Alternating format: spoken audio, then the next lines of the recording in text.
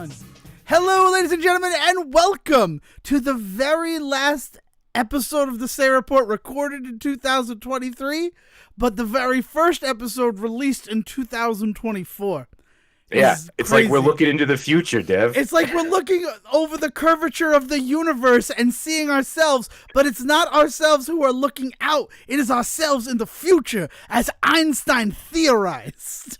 Or, you know, as Futurama did that whole bit where they wave at each other across the... Right, but that's a parallel universe, though. That phrase is, yeah. But we do know that time travel is not possible. Einstein proved that. Einstein didn't prove shit. Einstein theorized it wasn't possible, but theories are often proven wrong. Right. All right. Hi, everybody. Welcome to the Say Report. Not all right. No, we gotta accept that science is bullshit if we're gonna talk about this movie, Dev, because it's the only way we can talk about anything in this movie happening and working is if we accept the fact that science is basically magic. Yes, science. I mean, any science advanced enough would be indistinguishable from magic. Siegin. Thank you, Thor. But yeah, because it's Thor, the 2011 movie, that said that phrase the first time. That's a very popular quote. I don't remember from who. Maybe from Philip K. Dick. You Googled Natalie that. Portman, I believe, is who you're looking for. Yes.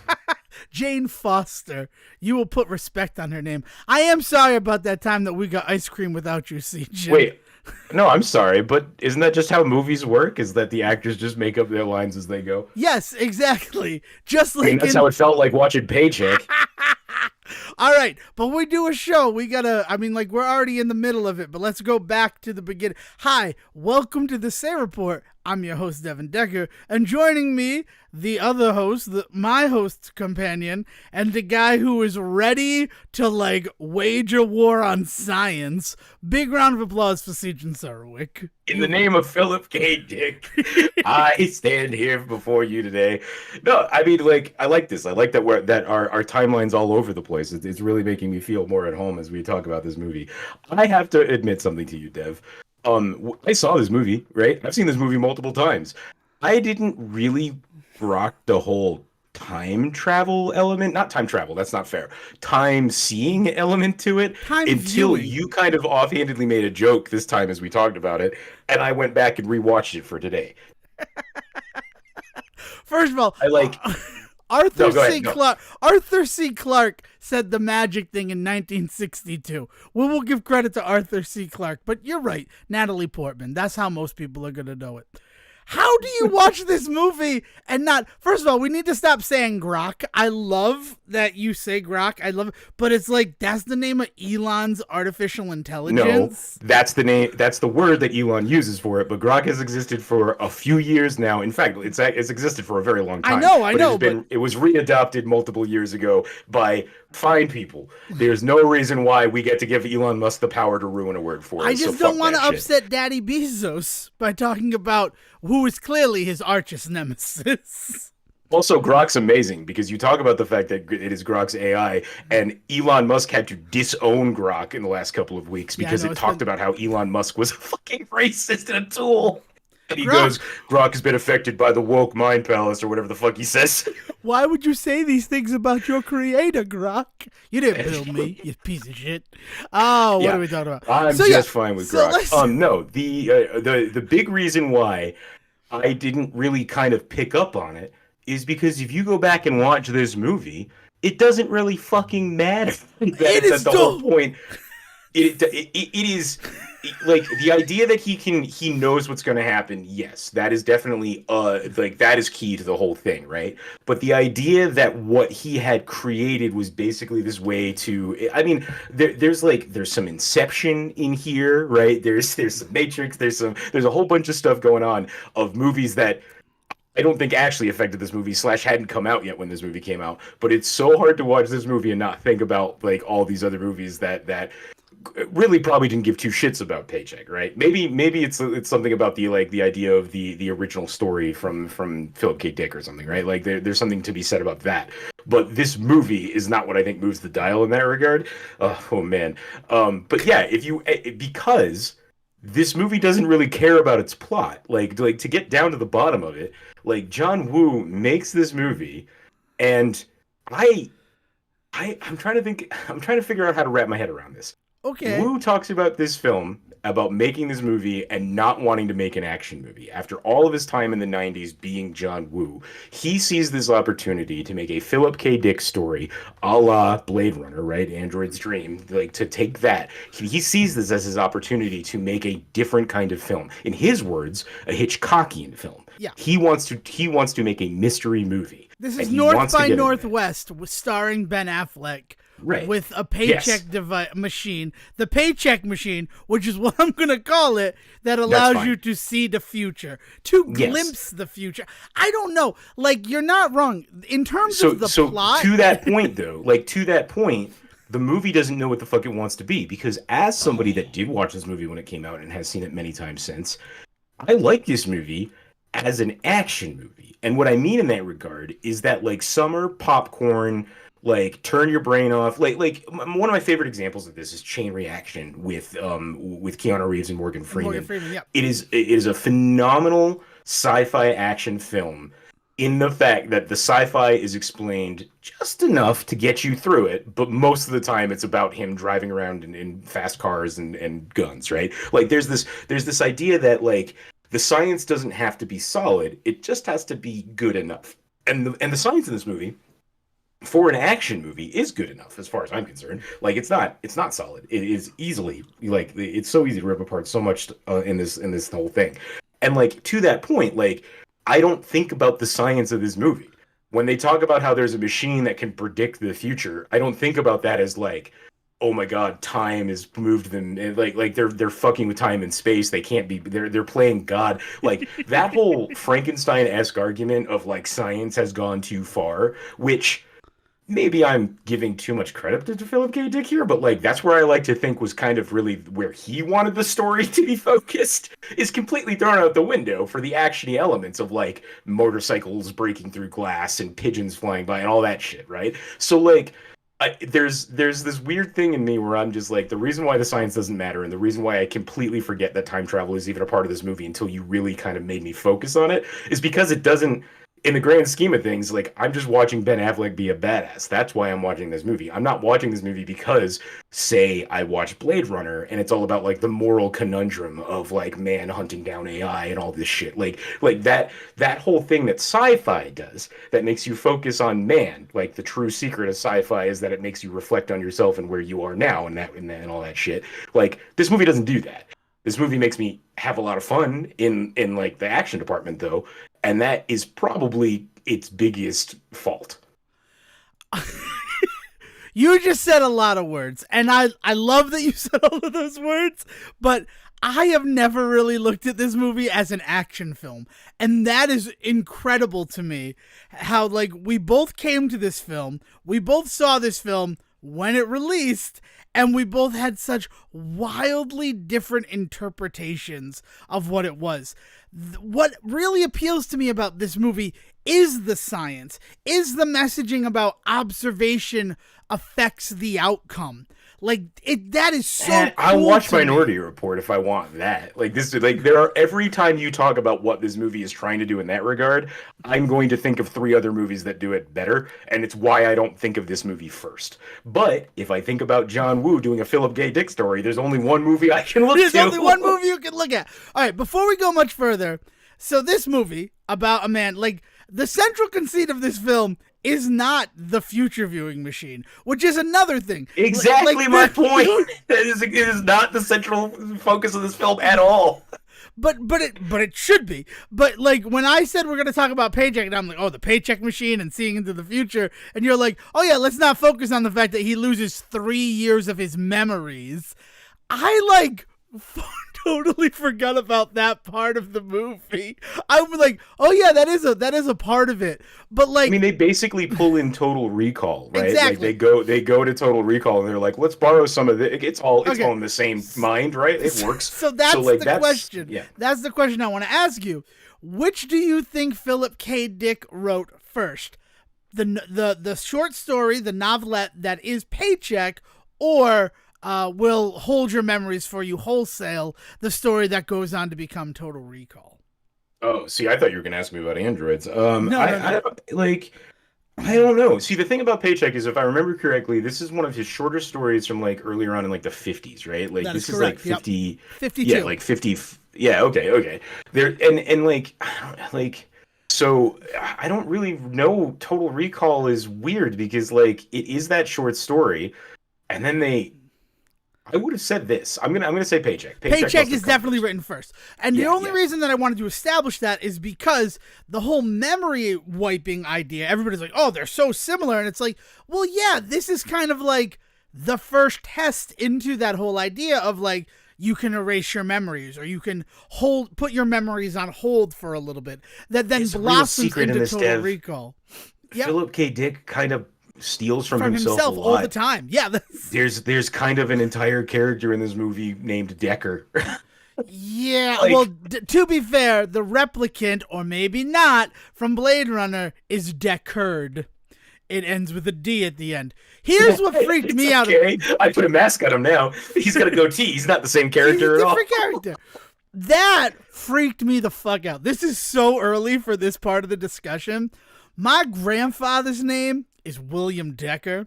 So that happens in the movie, and I'm like, oh, that's fucking weird, right? And he's doing secret government stuff. My grandfather, this is the one that's going to get the Say Report canceled. This is the one that's going to have Joe Morton and Michael C. Hall busting through the tiny basement windows to come and get me as we record this.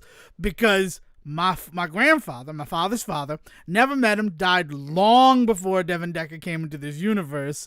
He died in Antarctica. Why the fuck would my grandfather be in Antarctica during the Vietnam War sieging? Was he building a paycheck machine? And then I see this movie and it's like, maybe he was building a paycheck machine, Devin. He wasn't. As somebody else that had somebody during the Korean War who was skiing in the Alps for 10 years, like I promise you that's not what was happening. The Alps is From not World War II to the Antarctica. Korean War. Yeah, from World War II to the Korean War, I have a relative that was quote unquote skiing in the Alps, and he sent the same picture every Christmas to say, "I'm alive, love you all, bye." And it was the same picture of him coming down the slopes. Okay, so now it's really freaky. What if your relative was working with my relative on a paycheck machine in Antarctica? I don't think it was a paycheck machine. I think they were just killing Nazis. But anyway, that's fair. Okay, that's a good argument. It's just one of those situations where like you hear that name and then like weird of weird, friggin' his Allcom ID badge is my birthday. So like I watched this movie Paycheck and I'm just like, man, there's like a lot of, and I understand, and that's actually a really interesting part about this film. It's not the part that this film explores, but it is an interesting part of this film in terms of like your perception, and you start to look at everything as if it might have some deeper meaning later on in your own life. So, like, I'm looking back. I'm looking forward. Next with Nicolas Cage, yeah, right? Keep going. Well, yeah, I can't wait to watch fucking Next for this show. Can I tell you that? I was talking about Next on Christmas Eve, and I just, like, did a whole thing, and then it's just the Next. Like, the whole movie's just the Next with Nicolas Cage. And it's the best part. I can't wait to work. Because we're going to watch Paycheck. And Paycheck is this movie where the central conceit is Ben Affleck plays Michael Jennings, a electrical engineer who reverse engineers, basically steals technology for tech companies in Seattle, Washington, because Seattle, Washington in the early 2000s, that was fucking tech mecca because of friggin' Bill Gates and Microsoft. Nintendo's there. Not that they're doing the type of stuff that Microsoft was doing, but like, it wasn't. I mean, Silicon Valley existed, but it wasn't. Yeah, but if you want to, but if you want to talk about terms of reverse engineering, where we like, I feel like, and correct me if I'm wrong here, Dev, but the big place where you and I probably encountered that concept is the console wars, right? Oh, definitely. Like the idea that everybody was trying to get their hands on dev kits so that they could reverse engineer shit and figure out how other people were doing this stuff.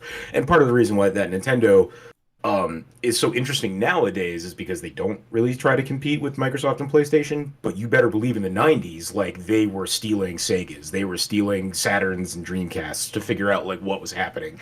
And it was through a lot of that reverse engineering stuff that we got a lot of really cool innovation in a lot of games. I think 16-bit technology I think was something that was discovered through this kind of stuff, right? Like a lot of it was.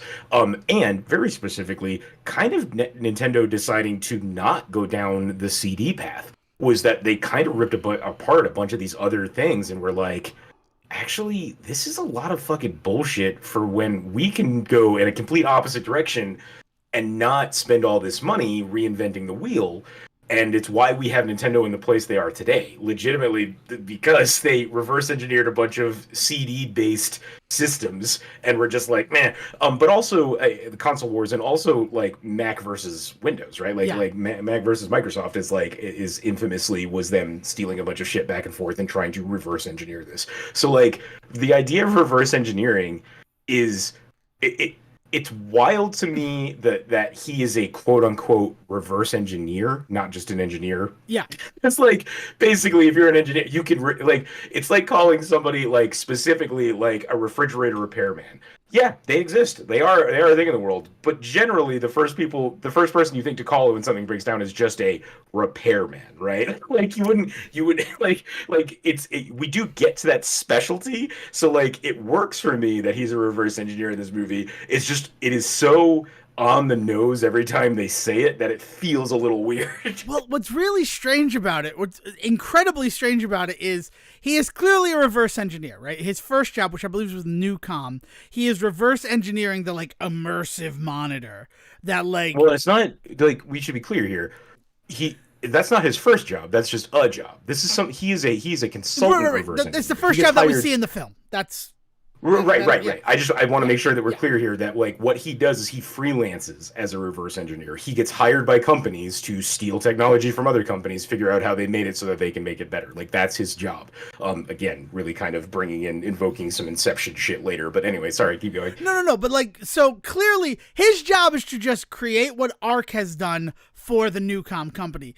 And then when he's like, but I made it better, and he just made it a full-on hologram, which is totally like Blade Runner, the way that she's moving around and stuff. I love that. Mm-hmm. But it's one of those situations where like that's why he's not just a reverse engineer. He is an engineer because he also identified problems and made it better. And it's so important to his character because he's got to be sick of reverse engineering. So when Rickreth comes in to give him this opportunity to actually build something, we see why he would be willing to do that. It's not just the money, it's the fact that like maybe the satisfaction with my engineering degree I will find in this project.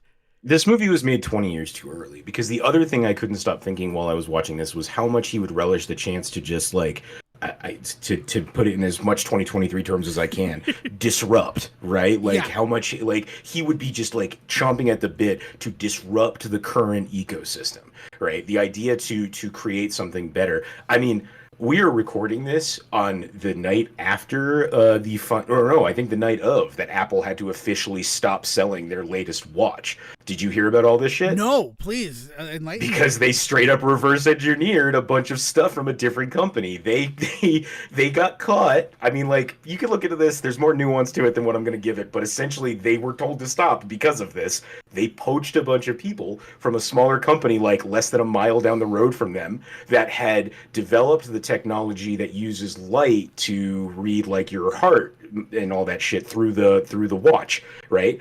Apple went down and poached a bunch of people that created that stuff from that company and then created their own version of it, so they had to stop so they didn't have to keep licensing it from this smaller company, so that their latest version was going to have their own technology, a proprietary technology to do that.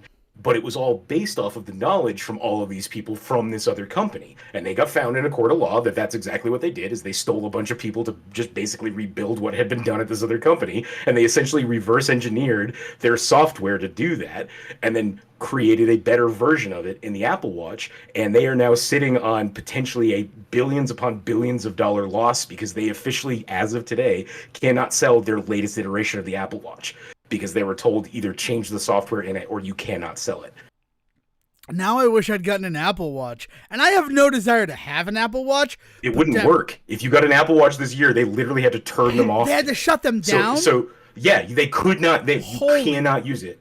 They are not allowed to exist in the world. So they had to basically send like a kill order out to like basically just shut it or not sell them. I think the what they probably did is they probably didn't put them out in stores this year. I don't know about that far. Again, like look into it if you want to know more details. They definitely came out. Yeah. I know that they were available. I've seen some reviews of them. Well, they currently don't work. That's incredible.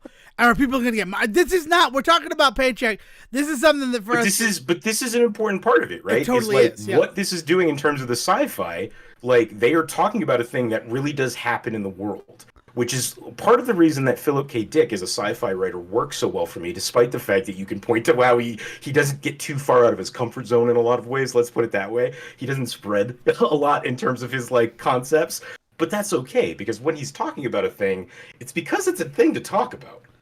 Oh yeah, I mean the idea of there's that beautiful moment where after Ben Affleck gets his memory erased from the job at Newcom, because like that's the whole part of this movie that again, like you didn't focus on the fun scavenger hunt that he set up for himself because he already saw the outcome. That's my favorite part of this movie. You focused on the memory erasing thing. And so watching this movie with the memory erasing in mind, that discussion that he has with Shorty played just to perfection by Paul Giamatti. This is the first time that I will go see the fucking Holdovers. That was our Christmas movie this year.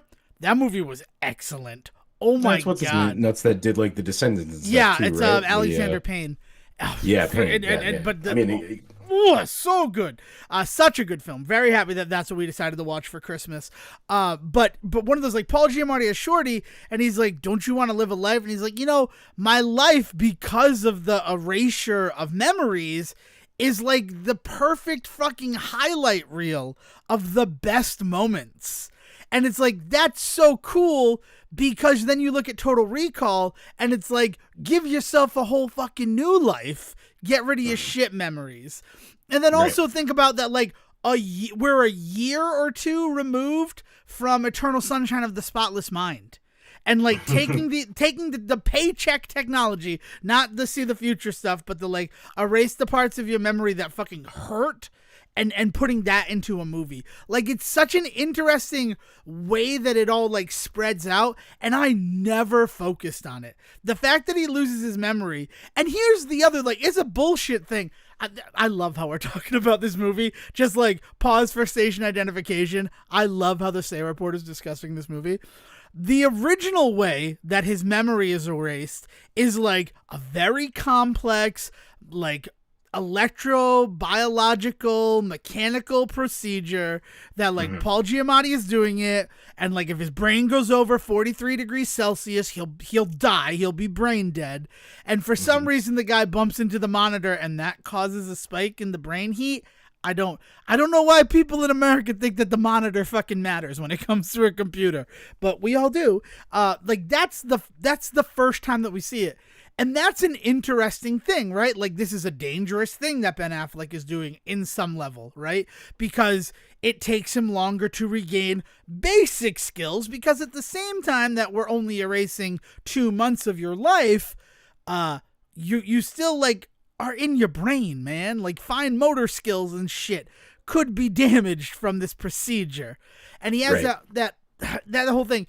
And then when he goes to work for Aaron Eckhart, because Aaron Eckhart is in this fucking movie, like, just ripping that Band-Aid off, he's like, we have a whole new technology.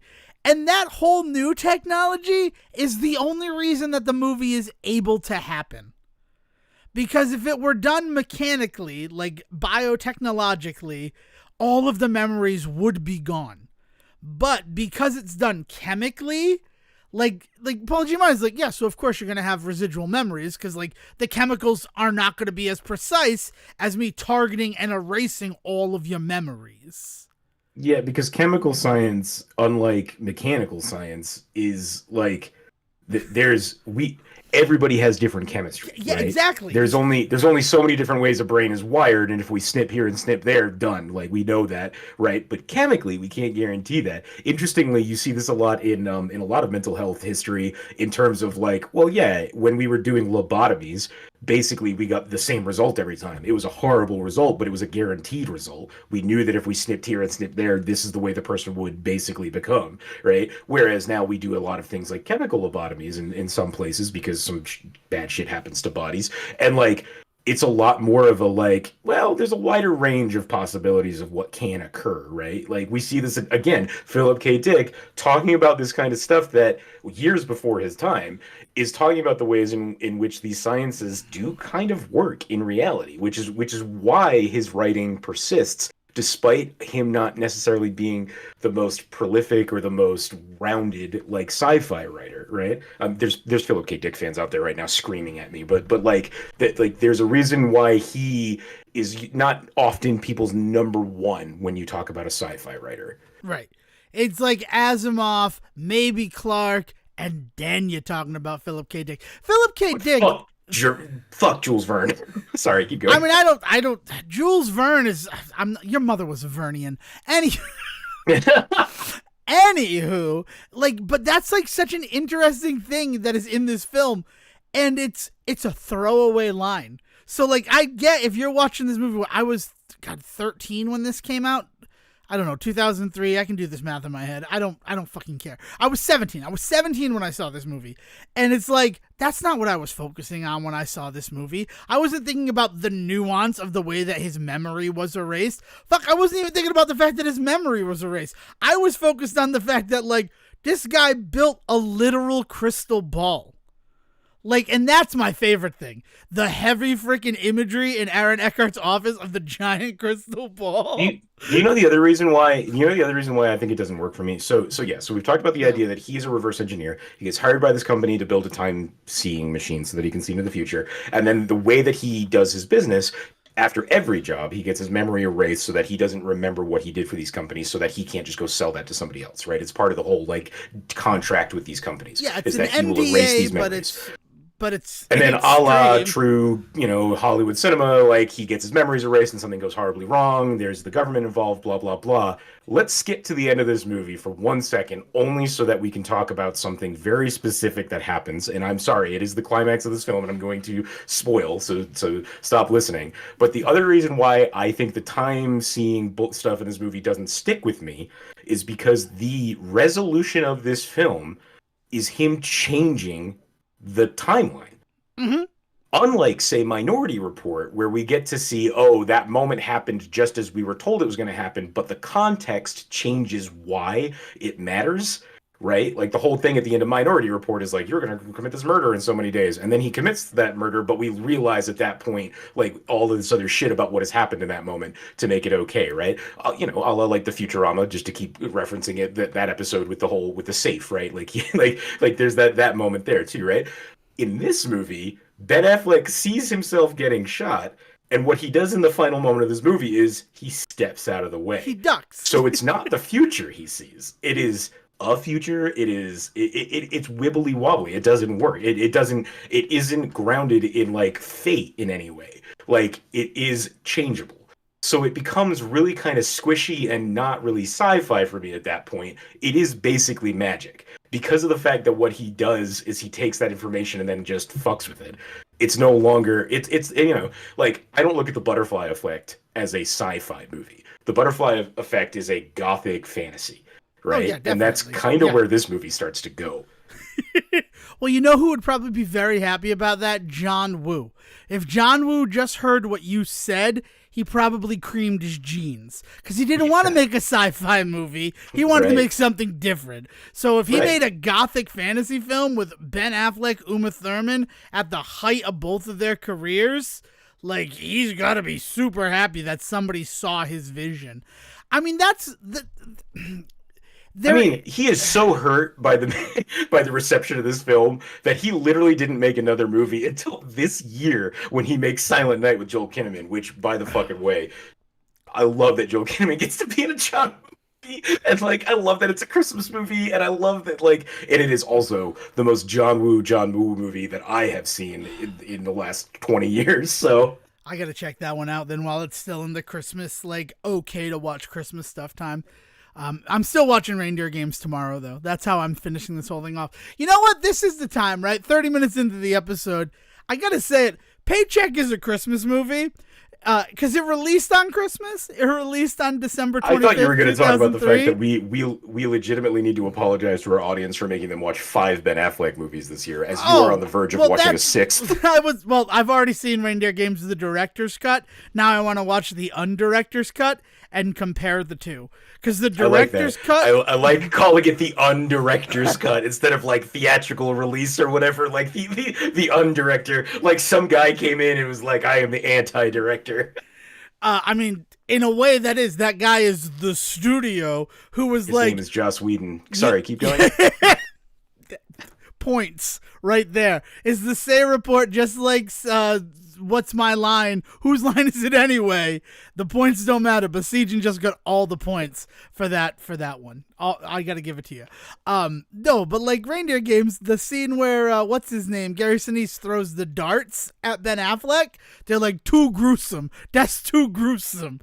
And then you watch it and you're like, that's not gruesome at all, right? I don't know if there's that's also, you want to talk gruesome, there's no or... way that you can get rid of that haircut he has that whole time, that greasy-ass long hair Gary Sinise has in that movie. Oh, God. I love Reindeer Games, and I'm sorry that we didn't talk about it for the 20th anniversary, but that just means we get to talk about it for the 30th anniversary, bitches.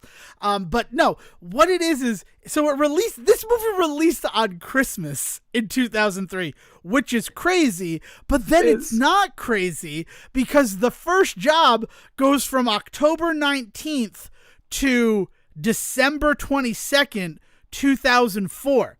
So like that's just a great, amazing thing that occurs. Yeah. Right? Like, okay. But then also, there's that fucking line where Aaron Eckhart, like, he invites him to the Christmas party where he offers him the job to build the Paycheck Machine. But also he says, P.S. the Red Sox lost. That's when the Red Sox won their first World Series. So, like, fuck you, Paycheck Machine. You couldn't see that coming.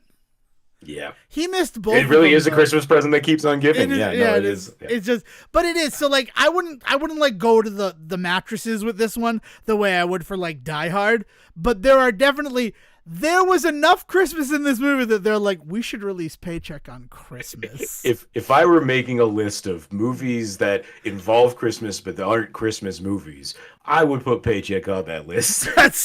I'm just saying, wink, wink, nudge, nudge, if that were to exist in the world and we had an issue with that list. You know what? I saw that you were going to do that, Sejin. Sorry. Okay. And I guess, I was going to maybe wait a little bit later, but we made people who listen to this show watch 5 Ben Affleck movies this year. If you also watched Paycheck. Just as the quick rundown, Glory Days, Dazed and Confused, Geely, Daredevil, and now Paycheck. I'm not sorry, though. The fact that 2003 was Ben Affleck's Jim Carrey in 1994 is fucking crazy to me. Now, let's be honest.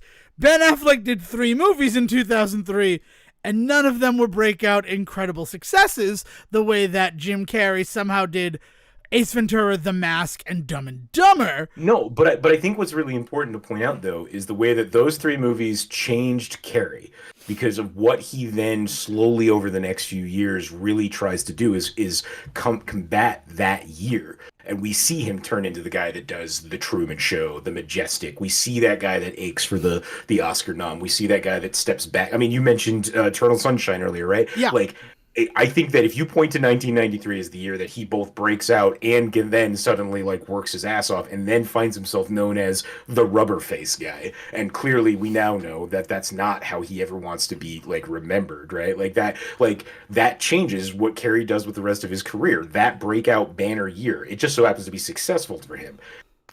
think we pretty much see that same thing happen to Affleck this year. He's in all of these movies, none of them fucking work. It's not that people don't like him, clearly, right? Like, there's all sorts of shit going on with him still getting work. Anybody else had a year like this, they'd be fucking done. But it's not that he's done. He retools what it is he's trying to do in Hollywood. And this is when we start to get Ben Affleck, the director, right? We already had Ben Affleck, the writer, from, depending on how you look at the writing of Good Will Hunting, there are some people out there that want to talk about him just being the guy smoking weed on the couch. But, like, we know better, right? Like obviously now in retrospect, we know better as the guy that has done so many movies that he has written and directed. But Affleck really kind of reformulates himself throughout the 2000s, and by the 2010s we're starting to see the writer and director Oscar nominee Ben Affleck that we know and love now. And I do think that if you point to a year like this, you'd be hard pressed to find another year that probably knocks some fucking sense into him, right? Oh, I mean, specifically what he does after this year. He does Jersey Girl, which is the movie for your friend, right? Jersey Girl, I Want to Work with Kevin Smith. He's in Clerks 2. He's in Man About Town, which I don't know anything about. He's in, spoilers for next Christmas, Surviving Christmas with James Gandolfini. But then his next, like, big movie that is not, like, connected or anything like that is one that we've alluded to before. It's Hollywoodland, where it is like a more dramatic piece, and he puts himself into that role, and people talk about that. And then, like, he looks at a guy that becomes so associated with a specific role that it ruins him to the point of possible suicide, right? Yeah. Like, Hollywoodland is the reason why people talk about Hollywoodland and say not a great movie, but Affleck knocks it out of the fucking park, which is pretty much the consensus on that film. Brody's not too bad either, but Affleck is like the shining light in an otherwise pretty mediocre film. Mm-hmm. And the reason that is because he's doing so much introspection in that role. Yeah.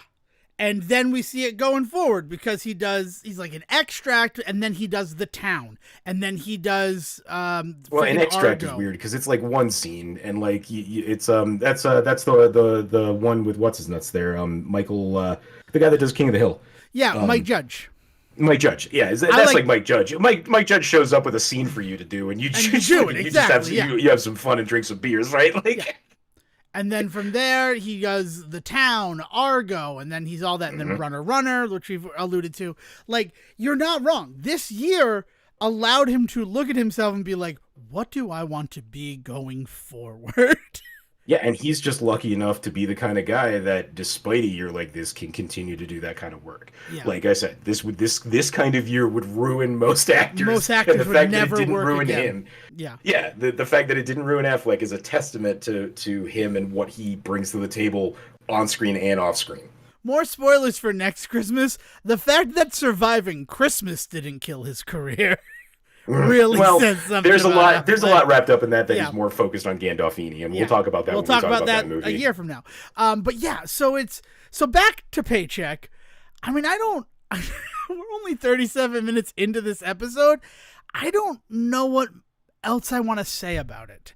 And I know that we should talk about some stuff like John Woo, right? Yeah. Like, you talk about how you don't think about this movie as an action movie, but like, there is some John Woo ass shit in this movie. Right. And like, when I heard that and this is something really new to me, this idea that he wasn't expecting to really make an action film when he made this, not least of which because when I watched it, I remember it for the action bits, but like, also John Woo as a director, like he made this movie and didn't want it to be a John Woo film. And I don't know what that means. Like, what is that? It's so interesting because his career in general, right? Like he starts out as this phenomenal Hong Kong cinema director, right? And then gets a lot of work over here in America because we fall in love with that and we incorporate a lot of that stuff into our own action movies. And then Woo does a bunch of stuff over here that works really well. Like, it's ballsy as hell to turn around and be like, I'm not going to direct this like I direct other movies. And like, the problem is that I'm not familiar enough with John Woo's career, so maybe I'm missing something. He doesn't really stretch his legs in any other movie.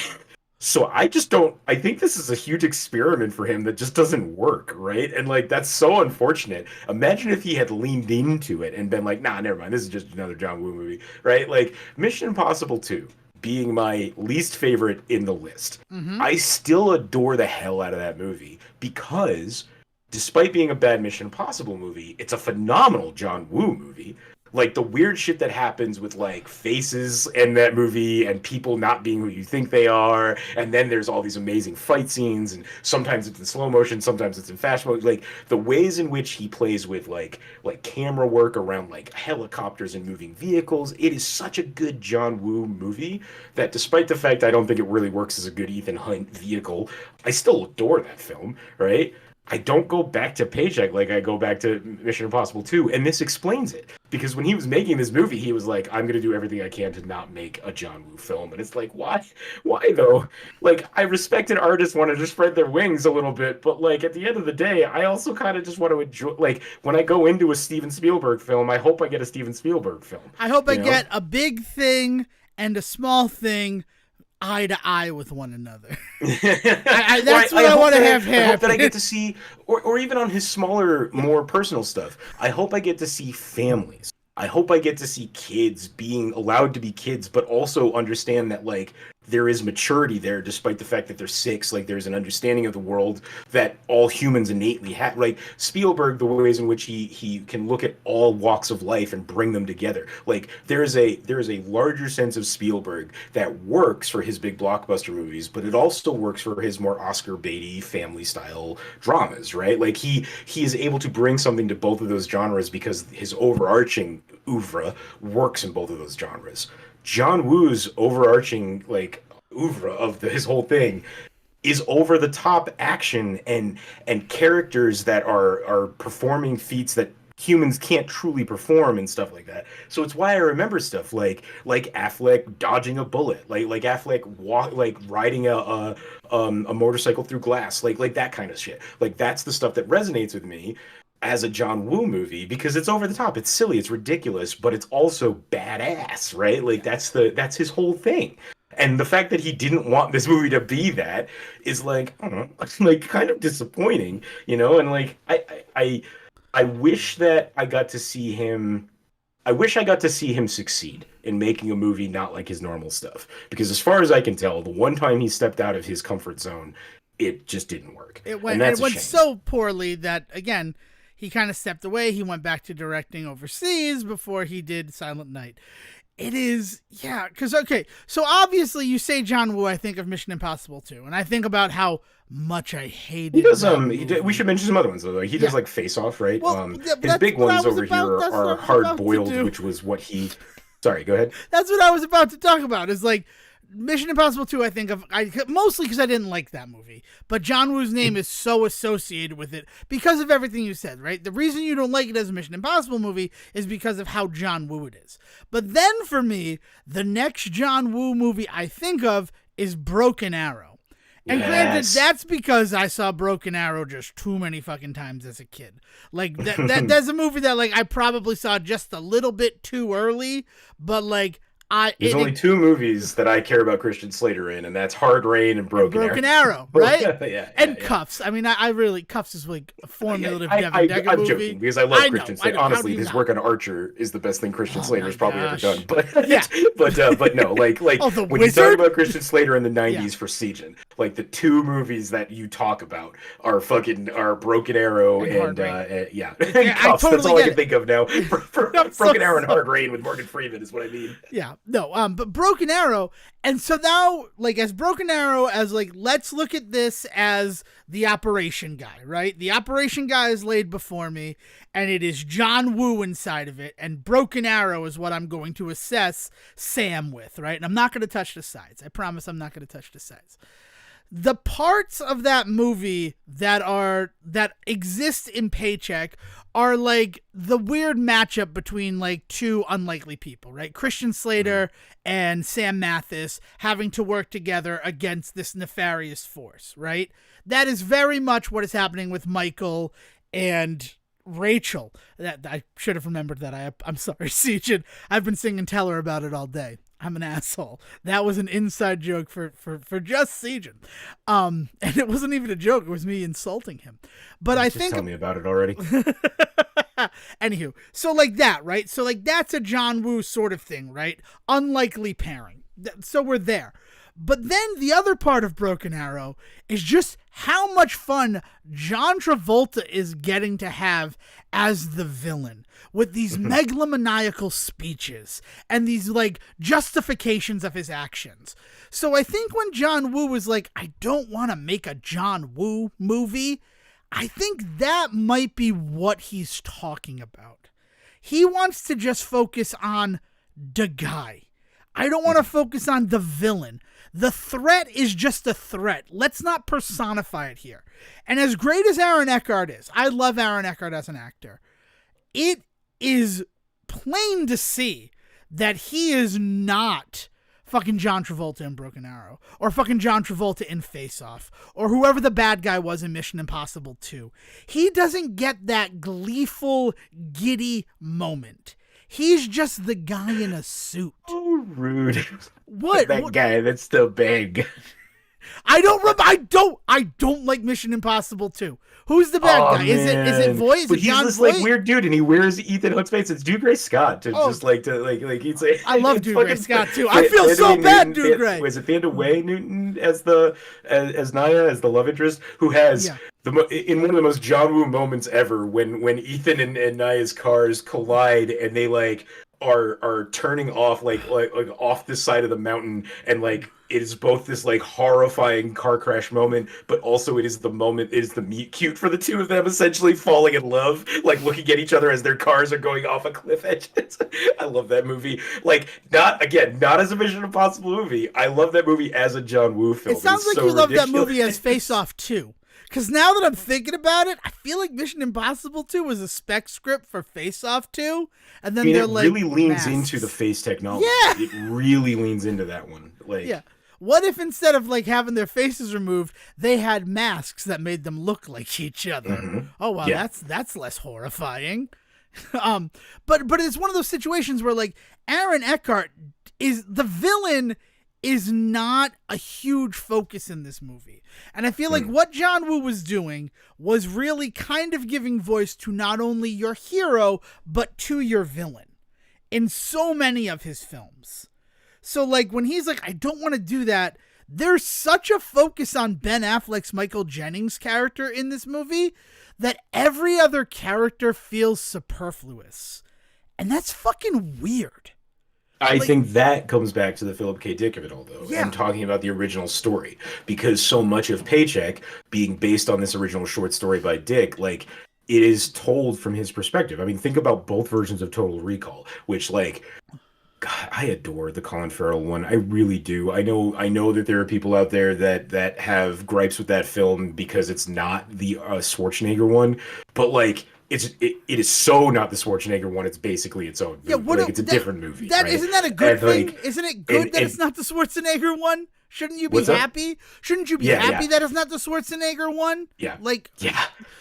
Sorry, I just No. I mean, I understand exactly what you mean. That'd Sorry, be like there's being a preview for Mission Impossible 2 playing on IMDb in front of me right now, and it's that exact fucking car crash scene. Okay. Sorry. No. That'd be like if people were upset that the when you think about it in that regard of like it is focused on him, because if you think about the original narrative, it is a first-person story with him as the narrator. So like, what we know about that world from the source material is him in his point of view, which is important in Dick's stories for so many reasons. I mean, think about what this story is as an amnesia story. Like, it needs to be so focused on him because the mystery of like everything that's been forgotten, it only works if you're focused on him. If you're focused on Aaron Eckhart as well, there's too much wiggle room in what you can and can't say to the audience that gives away the whole mystery of his amnesia, right?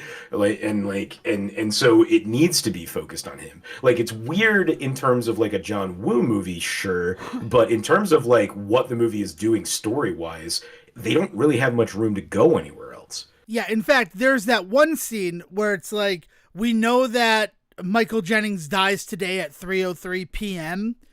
and he's like, 3:03 p.m. He's supposed to be dead. And it just feels so out of place because Aaron Eckhart has not been given any character development for that to be something that he's saying in that moment.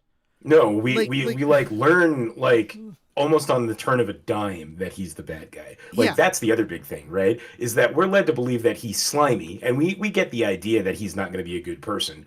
But the moment that you start to realize how much he has been, like, fucking with Affleck, right, is nuts. Like, he becomes so evil so fast. He basically he had a shorter turn in the fucking Dark Knight, where literally a bomb turns him just into a bad guy. Which, speaking of the Dark Knight, since you've invoked it, that's totally why he got cast as Harvey Dent, right? The end of this movie where his face is up against the glass and gets blown up, and then there's a Rachel that gets saved while he gets blown up, right? Like, that's got to be what Nolan was going off. and Nolan is like, I had a dream. I was incepted that this is what would happen in this film, and everybody's like, you just watched Paycheck last night and fell asleep, dude. You don't, like, there's nothing there.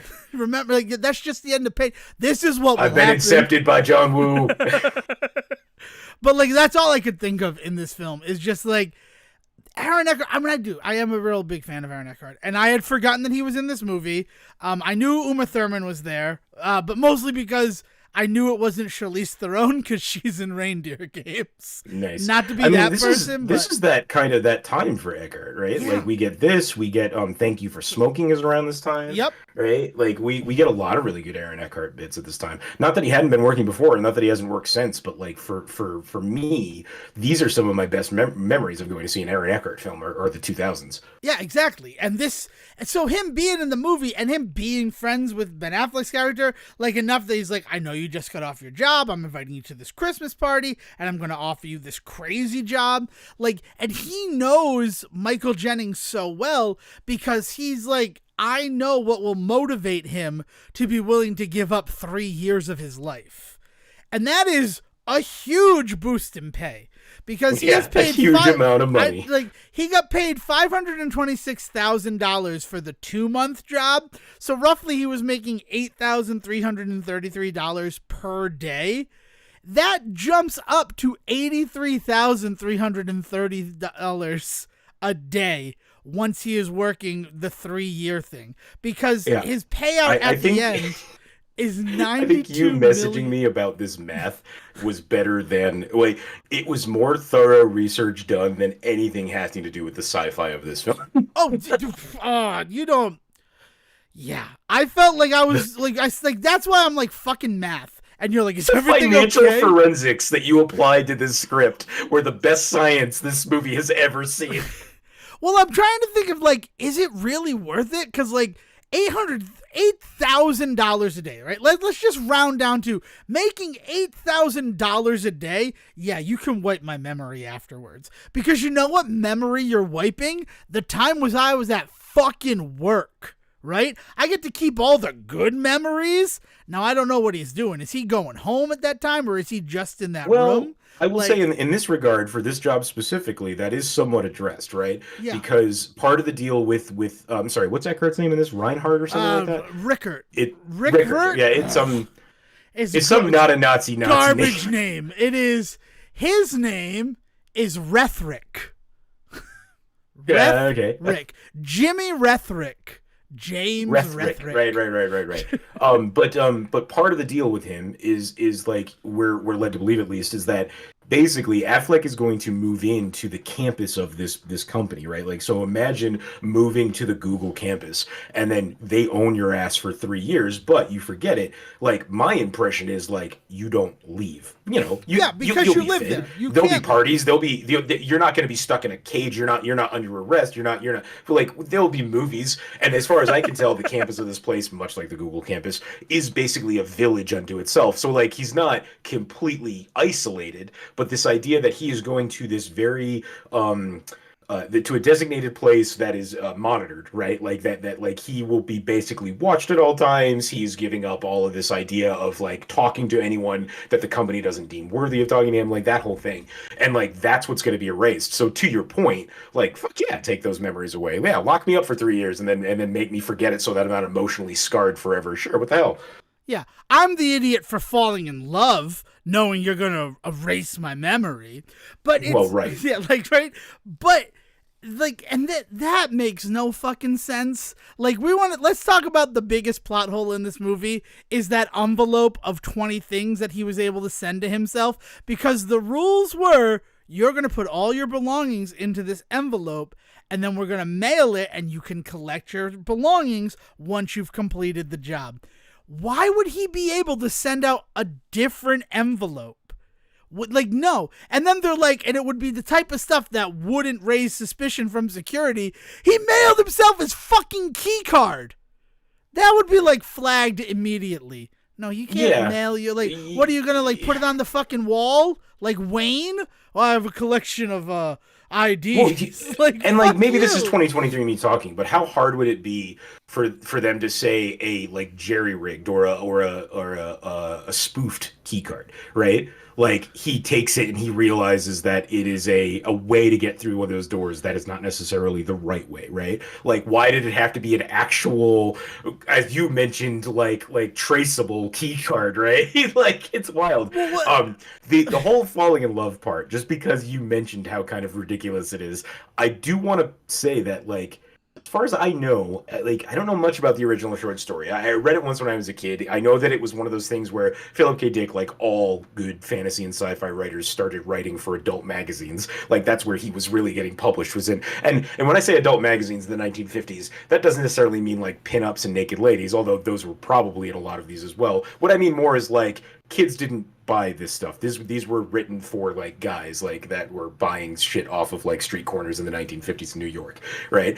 And in that regard, he didn't have a lot of like love stories in his stuff. Like I'm not gonna like sit here and knock the idea of romanticism in this kind of stuff, but like the idea that he is writing for these magazines that he's writing for this crowd, writing for this audience through these magazines, that's not a key to the story for them. So I feel like it is really played up from my memory of the original story, but maybe I'm misremembering that. Other Worlds, as Devin has just informed me. That would then go into Imagination. Was the other big one. Other Worlds was what Imagination would eventually was what started before becoming Imagination. But the picture was too good not to send to you. Well, I mean, like, let's talk about the difference. It's a really good picture. It is. It is really like, these are adult magazines. We'll throw that one up on like the Facebook and the Twitter and stuff so you guys can see it. But the trinkets in the original book, this is a very interesting thing, is a length of fine wire, a bus token, a ticket stub, a green strip of cloth, a code key, half a broken poker chip, and a parcel receipt. Like, that's it. Like, it is like such innocuous stuff. And it almost feels like when they were creating the 20 items from those, what's that? 1, 2, 3, 4, 5, 6, 7 items. 7 items in the short story. They're like, oh, well, he had a code key in the original short story. He can have a code key there. But like, forgetting that there's the line about security wouldn't have flagged any of this stuff. Security would have been like, yeah, no, you can't mail yourself your company ID card. Even a fucking voided one. They still wouldn't want you to have that. There can't be any... Especially a company that specializes in reverse engineering other people's technology. Well, they wouldn't let you take that. Well, to be fair, it is not a company. This is a company that is actually building stuff. But when they're hiring a guy that is an expert in reverse engineering, you don't let him take technology out of the building. It doesn't matter if it's a fucking thumbtack. You don't let him take it with him. Yeah, exactly. Oh, like, and I think about, like, the hairspray is super innocuous, but in any other movie, like, that would be like a USB drive is in there, right? Like, in modern times, that's what it would be. For Christmas this year, I just a shout out to old Saint Nick. I got a wonderful tall boy. My Boston accent was coming out there for a second. Sorry, we're talking about Affleck so much, it's just gonna happen. I got a tall boy Yeti cooler. For anybody that doesn't know, they sell these cool ones where you can take off the top, slap a tall boy in, and close it back up and keep it warm all winter. And it's phenomenal, right?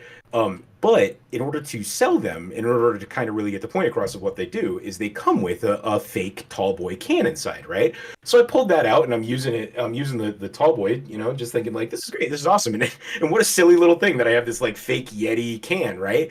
Well, one of my partners grabs it and goes, you know it's empty, right? And I was like, yes, I know it's empty. Of course they didn't put no. And they were like, no. Watch. They pulled the top off of it. And it's like it's a secret compartment fake can, like you used to be able to buy it, like a joke like shop and such. And I was like, holy shit, you could put your weight in there. I was like, that's phenomenal. I was like, this is the present that keeps on giving, because I now have this secret can that I, for 2 days, didn't even realize existed. Any police who are listening, Sejan's weed is not hidden in the Yeti can. He would never say that on the show. It's all legal. Yeah. But there's this idea that but what you're talking about, right? This idea that he gives himself hairspray and there's not a moment where it's not just one of those, right? Like that's such an everyday object to us now. Yeah, it's one of those situations where I'm just like, oh, that hairspray and the lighter. Well, I know what that's going to be. I played the Die Hard arcade game. It's like, I'm just like, and I've done it. Of course, I've done it in real life, right? If you live in America and you've never created a makeshift flamethrower with an aerosol can and a lighter, I mean, are you even an American? That's a loaded question. I don't mean that, but like, was that not or what started a fire one day around us? Am I misremembering that? No, I lit my socks on fire. Okay, that was a different kind. That was a different fire. That was a different the arsonist is the hero fire. Right? Statute of limitations got to be. It didn't catch. It was in a bucket where people threw their cigarette butts. Yeah, like that whole situation though, where it's like The Recruit, which either came out 2002 or this same year, it's a coffee mug that like she's hiding a USB drive in the bottom of. Nice. Like, so it's like, it's so weird that it's like actual technology could have been smuggled out in this stuff. And no, he just gave himself a fortune cookie that like also he had to have printed out himself for it to have the winning numbers on and stuff. He didn't like go through a million cookies to find the perfect fortune and the lucky numbers, right? Let's get back to the magic of future seeing here, right? Was he able to... Because the fortune cookie is what led me to this thought process. Yes, please do. Does he look into the future, see numbers, and then get something made? That's the easiest answer, right? Yes. Or is it so fucking ridiculous that he sees those numbers and then goes looking into the future for a time when those numbers are correct? Holy fuck! So because how else does he see things other than aiming for them, right? He doesn't just put the machine on and then just see a thing and go, okay, that's a thing that's going to happen. There is something that directs him to a vision. So at first I was like, well, that's ridiculous. That would be more work than just looking into the headset and seeing what winning numbers are. But then like, what is he aiming for? Does he aim specifically for just a date and numbers? Does it, well, like, it's such a wild, it's a wild gap in my knowledge of how the machine works in terms of how he sees what he sees. Does he tell the machine, I'm looking for this, find it? Or does he tell the machine, show me what you got? And then it just shows him really important shit? Like, what are the odds of that? Why doesn't it just show some old lady in a tub or some shit? Like, what is the, like, why does it show him certain things and why doesn't it, right? Which in a short story back in the 50s, you don't ask those questions because this thing happens, the story's over, boom, you're done, you've moved on. You think about the morality of man and the ability to see the future and all that shit. When I'm sitting here, like, in a 90-minute to 2-hour movie where it's being bombarded into my head, this idea that because he saw these things, he has to stop it. Like, because I don't know if we've talked about this, but the big thing he sees is that this future-seeing technology falls into the hands of the American government, and they use it to start nuclear bombing, like, rivals before they get a chance to bomb them back. So, like, they're like, we need to destroy this technology because, like, people cannot, the government specifically cannot have this power, right? Which puts me in a really weird place with Joe Morton in this movie, and he's the next guy we're going to talk about in a second. But like the ways in which the machine knows what to show him, how does it know? Yeah. Okay, so the really crazy thing is, by all accounts, he is supposed to die at 3:03 on whatever this day is, right? His life is supposed to end at 3:03 p.m. That is the conceit that Aaron Eckhart and Colm Feore are working off of, right? Wolf is Colm Feore's character's name. I just love saying Comfior. It's such a great name. He has such a cool name. So if that's the case, all of the stuff that he sees, all of these events that he sees, could not have been viewed by him. Could not have involved him in the conceptualization of them, right? Right. But right, yes. By all accounts, what he did, because then he goes and he gets to look at the logs, and that's how he knows about, like, I'm going to get shot on the catwalk. But that's after the point that Aaron Eckhart and his little minions know that he's supposed to die. So, like, by the very nature... Okay, the big thing about this movie is that once you observe an event, by observing it, you affect that event. Like, that whole thing about, like, any observation made by a scientist in a lab setting is inherently flawed because of the observation of the event. Yeah, we're getting into Schrodinger's cat territory, but yeah, exactly. It's quantum science is based on this idea that, like, the mere act of observing affects the particles. So you're right, yeah. So that's it. But that's a huge part of what this is, because it's not just that the government gets the technology so then they start a war. That's the whole thing. By seeing the future holds this thing, it becomes a self-fulfilling prophecy, their observation, because they also talk about, we see that a plague is coming, so we herd the sick, but then with all the sick people together, that allows the mutation of the virus that then causes the plague. Like, it's this real interesting quantum question of, like, by the mere act of viewing the future, we change the outcome. So, and it's a classic sci-fi trope too. Like totally, we can't ignore that, right? Like the folly of man, like the act of trying to fight fate is what causes it. I mean, the Greeks were writing about this shit with the gods. Here we're writing about it with science. Not to get back to an earlier comment made, but like that idea, right? Of we have as humans wrestled with this exact concept for literally millennia. I mean, Paycheck is just a remake of Oedipus Rex without Ben Affleck fucking his mom. Those are words I just said. But it's true, right? Like, Oedipus's dad was like, oh, if my son's going to kill me, I'm going to go send him out into the wild and let him die. And then he's able to come back and kill him because you're an idiot. Well, it comes down to that same idea. The mere fact of fighting fate is what solidifies it, right? Exactly. And which is called irony, and we love that as an audience, right? Like that is what it is. It all comes down to this idea that it is feeding that sense of irony. We are watching all men, kind of try and fight their fate. But what makes Paycheck kind of hokey, for lack of a better word, is that Affleck, and this goes back to something I said earlier, but Affleck gets away with it, right? Like, he's able to move out of the way of a path of a bullet. He is able to then get a winning lottery ticket at the end of this movie. Like, the ways in which Affleck is able to get away with basically all the stuff that Aaron Eckhart is trying to get away with, right? Like, he basically is doing all the same shit that the villains are doing. He's just doing it on, like, a smaller scale for himself rather than ruining the world. So it's okay that he's able to survive and like, go past his timely death and also make millions of dollars on a lottery ticket and all that stuff, because he's doing it for himself and not to nuke, like, the other side of the world, I guess. Not to be an asshole, but time out. The mere fact that he gets back into the room that houses the Paycheck Machine, and his first thought is, well, let's fucking fire this sucker up and see the future. It's like, no, that's what you're fighting against, Michael. Michael, no, do not try to look at the future. It's so weird that we have to go back. We have to go back to the island, Devin. I know. He does say we have to go back, and all I could think of was Lost.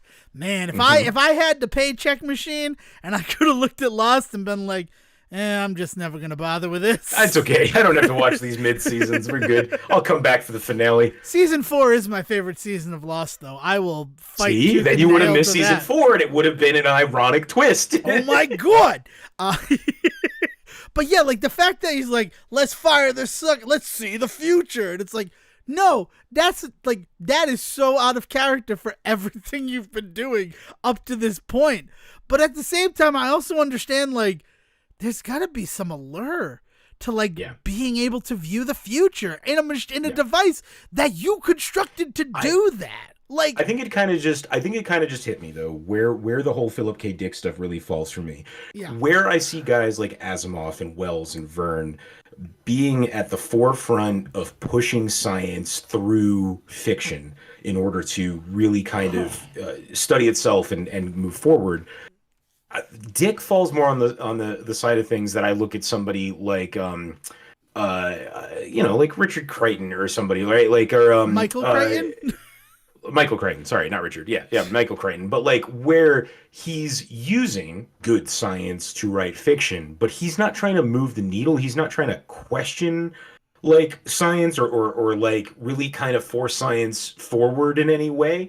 Right? Like, he's not doing anything with the sci-fi in this story, in the original story or in this movie, that is really kind of like really affecting what scientists outside of this movie are doing, right? And it puts him more in line with guys like Crichton in terms of just like, yeah, it's good solid science, but like it doesn't move the needle in terms of what science really could or should do, right? Which is a shame because I mean, we talk about Crichton, and like one of the most famous lines that I believe Crichton wrote in the book but ends up in the movie is like, you focus too much on what you could, you didn't think about whether or not you should, right? That whole idea of what sci-fi, I mean, like I love that line because it distills art down to its best like version, right? It's this whole idea that you need the humanities to tell the sciences when to draw a fucking line sometimes. And like that's something that Dick is doing here, is he's talking about like, look, these are concepts and ideas that we are toying with currently. This idea of being able to see the future. Not only is this happening in science, but it's also happening in a lot of like bunk shit that's happening with like people still having seances and shit, although that was more in the 30s than it was the 50s. But I mean, it's still in the water, right? Yeah. Like this idea of if man is able to see the future, like what can he do with that information, and what makes a good man versus a bad man with what they do with that information and all that stuff. All good stuff. But like it doesn't do anything in terms of like, on the scientific end of things, telling us what we could or shouldn't do. And then this movie goes even further with that, because when they make the film version of it, as you pointed out, Affleck learns fucking nothing by the end of this movie. He walks into the room with this machine and thinks, I'm going to use this again. As I was saying, he gets to the end of this movie and he gets the fucking lottery ticket that he foresaw. Like, he learns nothing about the technology in this movie in terms of the moral reasons to not use it.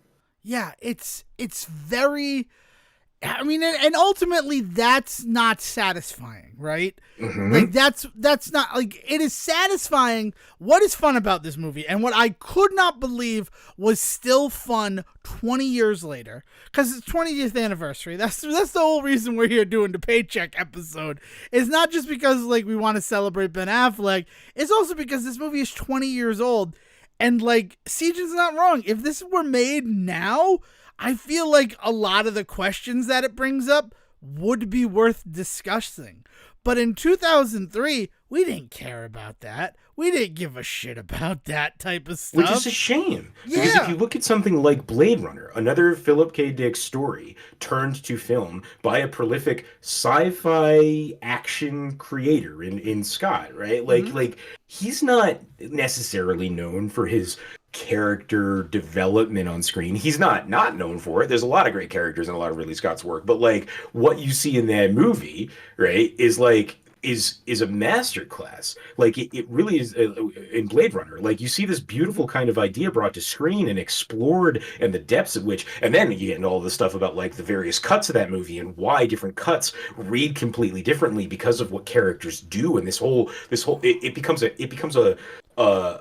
a whole study unto itself in academia of film, and like what can happen when an audience sees one version but not another, or sees a version but it's remade in this way, and like all of this shit. Like you see all of that beautiful shit happen with Blade Runner.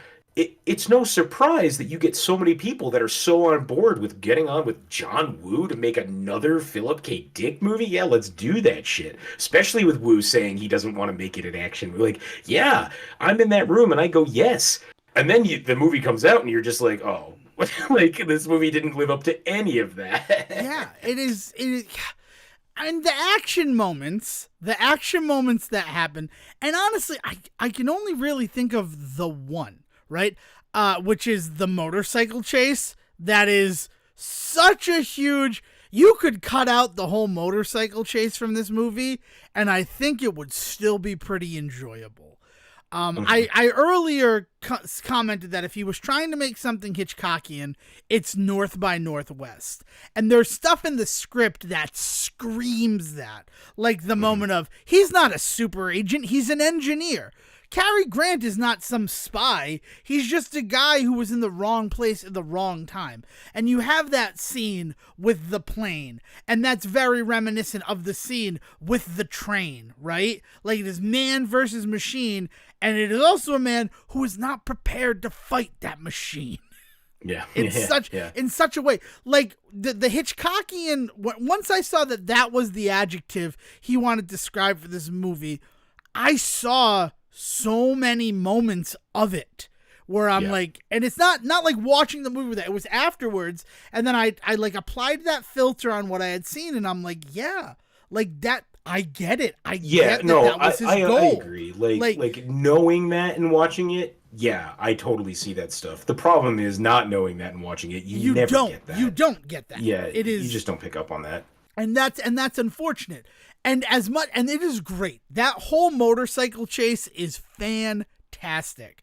Even though I just said it could be removed from the movie, I say that because if you want to make it more Hitchcockian, that's what you would get rid of. Right. That is the huge John Woo action moment of this movie. And it is great. Like the duck split. That is so freaking cool. I mean, don't forget, there's like weird shit with like Affleck like training in like ninja room and shit like that. Like there's weird action stuff in this movie that doesn't need to be there sprinkled throughout. I mean, that it's supposed to be like so you get your fine motor skills and your reaction times back, blah blah blah. Right, but he turns it into ninja training, so like. It was more training. You know what that scene was? That scene was he wanted to do that as fucking Daredevil. And they're like, no, why the fuck would Daredevil do this? So he's like, can we do the Daredevil training in Paycheck? Because like, I'm prepared to do it. I didn't really think about this when we were talking about Daredevil, but I really thought about it with this one specifically because this was originally offered to supposedly originally offered to Damon, and Damon said no, I don't want to do another amnesia action movie, or a la The Bourne Identity if nobody got that reference. But like that idea that like he's like, no, I've already done this bit, right? And I didn't think about the idea that Affleck is the one that gets this. And it's kind of like Affleck spends this year trying to show that he can do the same thing that Damon's. I could do this too. Yeah, it really. I can do an action movie, I promise. I can do a fun gangster movie. Jilly. You know, the heist film. And I want to make it clear that it's not that I feel like that Philip K. Dick stories can't be revisited now, right? Like, that's ridiculous because, like, what is it, like 2 years after this, 2005 is when A Scanner Darkly comes out, the Richard Linklater like super weird rotoscoped one with Keanu Reeves and it is within who turns into the cockroach. It's within Robert Downey Jr. turns into a cockroach in that movie, right? Like it's like you get to see like A Scanner Darkly like a couple years later as this really weird kind of very Richard Linklater in the terms of like he kind of makes this movie and no one can stop him style film thing, or like no, I'm doing this, and everybody's just like, all right, like later, here's a bunch of money, let's see what you got. Like, yeah, but it actually ends up working really well. You want to go see a fucking wild sci-fi movie from the mid 2000s that holds the fuck up? A Scanner Darkly is amazing still. All right, you want to talk about Joe Morton? And I would love to talk about Joe Morton, but I would like to stick on this whole bits and pieces of other movies. If it was not Uma Thurman and it was Jennifer Lopez, right? And they're still dating, and we saw how that fucked up Geely, right? You can listen to our Geely episode. The embargo is lifted. Go listen to our Geely episode. We can talk about it. Did I make it clear in that episode? If I didn't, I will make it clear here now. I don't think it's their relationship that fucks up that movie. In fact, as somebody that recently rewatched Jersey Girl and some of the best emotional bits of that movie being the two of them on screen in the first 30 minutes, like, the two of them on screen together is just fine. It is not that ruins Geely. Go listen to our Geely episode to find out more. Well, I mean, it is technically that ruins Geely, because they were together, they're like, we want this to be more of a romance. And the only reason I say that, and spoil you, go listen to the episode. It's a really good episode. But if it were her in this movie instead of Uma Thurman, I think that the studio would have been like, can we put more emphasis on the romance? And a really interesting thing would be, because it is a chemical castration of his memories as opposed to a like biotechnological one. If the heart and the romance was part of what like helped his memories come back. Being reunited with Rachel is what sparked this, and you have that whole conversation of like memories of the mind, but also memories of like the soul. You just made me like physically ill. Yeah, no. And that idea of using like, but love will get you through is like so not what I want from a sci-fi action. Well, dude, obviously not. But it's a gothic fantasy. It's fantastic. No, right, yeah, but you're not wrong. They would lead into that, right? But like, this is a weird what if because they didn't, and like a huge criticism of this movie is that they did kind of shoehorn in a lot more of this relationship, if not this entire relationship, because like I see a lot of people saying they play up this relationship and like the criticisms. To my memory, this relationship just doesn't exist in the original. But I don't want to speak out of class because I have not read that story. I haven't read the story, and I didn't have a time. I didn't have a chance. But like the playing up of that love like relationship is what kind of ruins this movie for a lot of critics. So like the idea that I guess what I'm trying to say is I already feel like there was somebody from the studio already saying play up this relationship. Getting Jennifer Lopez in there probably would have emphasized that in a different way, sure. But I feel like that problem already exists. We don't need to pretend in some hypothetical world. Right. And it's awful. But like I made a joke. Like there's that moment where they kiss, and I'm like, and true love's kiss brought back his memories. That's what I said as I'm watching the movie, and I'm like, oh, thank God that didn't freaking happen. But while we're like picking and choosing, and like that whole ninja training scene, I'm like, wow, this would have been real good. While like Ben Affleck was younger, because like we don't see any training in Daredevil. Like this is what was missing from Daredevil. Movie from 6 months earlier. Like if Ben Affleck was younger, what does that mean? No. I mean younger as Matt Murdock. Like as a young Matt Murdock, seeing him train, and instead of Paul Giamatti, it was somebody playing Stick. Being like, you're slowing down. You say these things, and all I can say is, as somebody that didn't watch the Netflix series, go watch the Netflix series, bro. Well, bro, let's not start bro. I understand, but like we don't need to keep talking about Daredevil, but like what you're describing is exactly what they then do with that whole series. I know. So I you're right. understand that, but I'm specifically talking about his 2003 and Ben Affleck's projects. It's so weird that there's a scene in this movie that totally feels lifted from Daredevil. That's not in Daredevil at all. More importantly, should have been in Daredevil. Yes, right. I'll agree to that. Go listen to that episode too, right? I love that we're just promoting all of our Ben Affleck stuff throughout the year. Apparently this was our year of Ben Affleck. This was our Ben Affleck year. And like, I don't know. I'm happy we did Glory Days and Days to Confused. And those are back in May as part of Brendan Fraser History Month. Let's just do it all, right? Because it's the end of 2023 and we're looking, whatever. But yeah, it's like that romance stuff, adding too much romance into Geely is what kills Geely. So then the fact that there's romance in this too, like it feels weirdly out of character because she is basically a stranger to him. Dev, you did it. Now we have to talk about Daredevil one more time because that is also part of the criticisms of that movie. The playing up of the relationship between Matt and Elektra is a high point of contention for critics of that film as well. Let's say that, right? But I think that what you're getting at is that thing that I was saying that Affleck really looks back on this year. He sees himself in this position where everybody wants him to not only be a male lead, but a romantic one. Yeah. Every movie has to seem to involve some romantic plotline, and they keep bringing down, by accounts of critics at the time. You can go back and listen to our episodes about how we felt about them, but I will say here, sometimes it works, sometimes it doesn't. But that playing up of those relationships really bogs down what are otherwise interesting films. So he signs on because they sound like good movies. Then they see Ben Affleck's on, so they turn them into these romantic movies. And he's just like, that's not what I want to make anymore, guys. And that's what forces him to really look back on some stuff. I mean, So as much as you want to joke about what he does after this, and there are going to be some bombs after this one that we talk about for Affleck, but you'll note that in those movies, it's not necessarily because they keep playing up these romantic leads anymore, right? Like he really he struggles as an actor in this world, as a creative in this world, as a director and a writer as well, to really kind of find his footing, to not depend so heavily on this idea of this romantic plot line. And Hollywood has to kind of reconfigure its idea of Affleck as well in that same regard. Like it's wild because everybody's just convinced that he needs to have this love interest in order to make his movies sell, and this year proves that ain't it.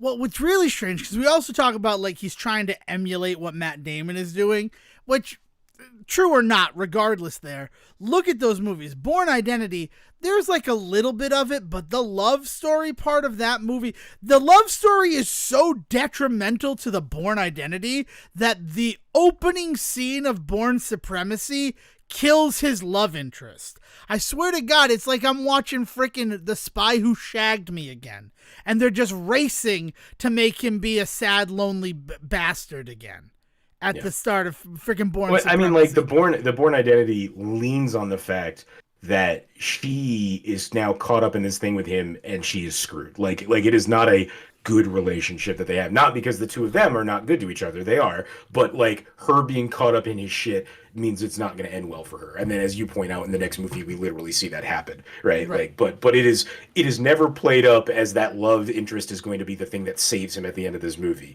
Whereas watching Paycheck, in retrospect, I could definitely see how you could watch this movie and think that. As somebody that's seen the movie a few times, I know that's not what happened, so I can't really layer that on myself. But but I could totally see how, if this is your first time watching this movie, that moment where they kiss, you being like, oh, and then all their problems are solved. Nope, no. No, it's not. But then also think about Linus in Ocean's 11, which would be the other thing that he'd be trying to chase as Ben Affleck, and the fact that he's basically a eunuch in that film. Right? He's such a eunuch in the first two movies that, like, the fact that he's going to try to seduce Ellen Burstyn is a joke. What? As Linus? Oh, you're talking about Matt Damon. Matt Damon as Linus in the Ocean's movies. I was like, you get the wrong Affleck there, bud. Casey Affleck was the one in... Okay, wait. No. He's not chasing his brother. I'm talking about Matt Damon, right? And like this, so the big difference in the trajectory of their careers at this moment is that Matt Damon is allowed to be Matt Damon. Ben Affleck wants to be Matt Damon, but is also forced to be in these rom-coms. And that's totally where, like, Will and I joke all the time. We've talked about it here. The Ben Affleck moment. And the Ben Affleck moment in this movie is fucking the end of Wrath of Khan. Does that track? Does that make sense? Do you know what I'm talking about? That scene where she's like, there's the glass between her, and her hand is inexplicably cut, but then not cut, but then cut again. And he's like, you have to go on. You have to live. I have to do this. And it's just like, God, he does it. And the Ben Affleck moment is an important piece of cinema, especially if you're looking at what Ben Affleck is doing as an actor at this time. But, like, I was not expecting one in this movie. And then it fucking happened. And I'm just like, why? This movie did not need that. This movie is supposed to be about a guy who's trying to save the world with the glimpses of memory he has. What you're talking about is a monologue. And there's a lot of actors that get monologues, but there's something very unique about the way that Ben Affleck kind of gets a monologue or a self-reflective moment that he is so focused on and so hard to look away from in those moments that even when he's not the main character of the movie, he gets those moments. I mean, like, I'm thinking of, like, Shakespeare in Love. He has this moment where he gets to do a thing. I mean, the famous one that we've probably talked about on this very show is Good Will Hunting, right? Oh, yeah. There's every morning when I show up at your house and I think maybe he won't be there, right? Like that.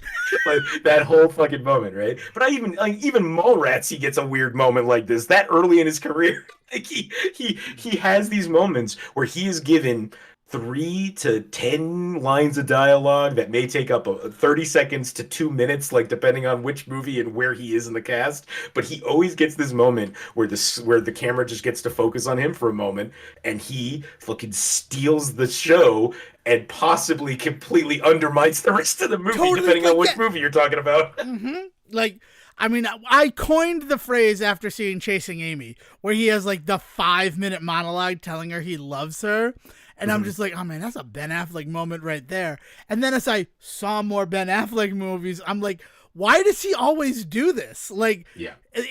Is it Chasing Amy, though, is a good example of one place where it works because of how much of that film is about him being this like focused asshole, right? Yeah. Like, so him taking a 5-minute monologue to himself like that works in that movie, right? Doesn't necessarily work so much in like Shakespeare in Love. It doesn't work in this movie where like people are coming down on them with guns and he's like, I have to do this. I started it. I have to end it. You have to go live your life. And I'm like, first of all, you don't fucking know her. You don't know who she is at this point. Your memory of her is the fucking Christmas party the day before you started this job. Like, that's it. And she brushed you off, bruh. Sorry. I don't know. Like, it is such a stoppage point in what is like a roller coaster of action. It'd be like, oh my God, we're about to go down the hill. And it's like, we apologize, but we have had some technical difficulties. Yeah, it's like you got jerked you stop short so your neck hurts, and then you're told the ride's not going to move for like 10 minutes, and you're just like, oh, okay. Okay, yep, no, this is great. And then that scene means nothing because she walks back in. Like, I don't know. I just don't know. I like this film. Let's talk about Joe Morton in an interesting role, considering the role he played in T2. I'm going to just take it. Yes, 100%. Definitely some echoes of Terminator 2 with Joe Morton in this role. I also just want to take the moment to do a quick humble brag and just say that I have gotten the pleasure of meeting the man once. It was at a graduation at Boston University. A relative of his was graduating. And so, like, I didn't sit there and just gush over him, but there was definitely a moment of just like, love your work. Bye, and then just walked away. Like, I got to meet him, and he was as cordial as you would expect a man to fucking be. Like, I was so happy I got to meet him. Especially because, if I remember correctly, he's not with us anymore, right? Didn't we lose Joe Morton? Oh, I believe so, but like... Yeah, and then, but anybody that really wants to check out some stellar work from him, Terminator 2, as we already mentioned, but also... No, he's still alive. Fucking phenomenal in Eureka. Joe Morton is still alive, yeah. Good. Well, man, I hope to see more work from him then. But go check out Eureka because like the dude steals that show. Excellent. Yeah, no. And what he is, his character and Michael C. Hall in his theatrical feature film debut, which is crazy. Like so much is put on him in this movie as like kind of a no-name in this Ben Affleck movie is nuts. Those two characters, I like, they're great. And the scene where like he picks up the watch and he's like, I'm gonna hide this evidence so that he can go be free. So the government does. You know what? I have to talk about something that really bothers me now that I'm talking about Joe Morton. If you're gonna go to all the trouble to erase the dude's fucking memory, why would he sign patent documents? Yeah, it's a little weird to put his name on any type of paperwork, right? Like, part of the deal has to be that he's also kind of like a ghostwriter, that he's not going to take any credit, right? Like, that's... Like, that whole thing with, like, your name is on the patent documents. I'm like, why would that be? Why would that be the case? That seems counterintuitive to... Well, I do have to say, we have to get into the idea that at this point, we have to recognize that Aaron Eckhart is setting him up to take the fall and intends for him to be dead by the time any of this information comes out. True, I will point that out. Yes. Like, I as many things about this movie I want to give shit to, I do think this makes sense in Eckhart's scheme, right? Reichert, what's his name? But Rethrick. But what Rethrick? What Rethrick's scheme is in this whole thing is to pin as much on him as possible, on Michael as possible. So it does actually make sense in some regard that any type of this shit that could blow back on, oh, you stole this technology, they can point to a dead guy. Yeah. And honestly, he should be dead because there's a moment where they're going through his memories where his brain does go to 43.1 degrees Celsius. So like he shouldn't be alive, Sijin. By what the logic of this movie tells us, yeah. Like, I don't understand why the movie tells us one thing and we see it happen and it doesn't matter. I mean, it's just for a quick second. You know what bums me out? That there's not more Paul Giamatti in this movie. I know that's weird. Like that, then they meet at the train station. That's the Paul Giamatti story, man. Right? It's like he had a really good moment after like Sideways, where he got a lot of really good leading roles, but it was always this idea of like, man, you go back and Paul Giamatti's been making movies for a decade and a half now. Like we can find Paul Giamatti in movies. You want to find him? This is pre-Sideways too. Yeah, right. So, but that's what I mean, right? It's like people see Paul Giamatti and they go, "Man, where's this guy always been?" And then everybody goes, "Well, actually, he's been making movies for quite a while." I mean, I don't want to put too much pressure on you, Sijin, but we gotta get to 2027 so we can talk about Shoot 'Em Up, because that was a great fucking movie. Oh my god, where he plays this like Elmer Fudd titty milk drinking motherfucker. Yeah, like let's do this shit. Like let's Shoot 'Em Up. Oh man, like this is what Paycheck did for me in like no uncertain terms, was allow me to look forward over the curvature of the universe and see all of the fun things that we're going to get to discuss. And I do enjoy this movie. I'm sorry. Wait one fucking moment. Yes. Michael C. Hall was in a DC animated movie, God love him for that, in which he played Batman, fucking rad, but also played Man-Bat. Yep. He played Langstrom. Awesome. Yeah. I mean, there's so much DC we mentioned Michael C. Hall movie. coming out of nowhere in this movie, this being his big theatrical debut.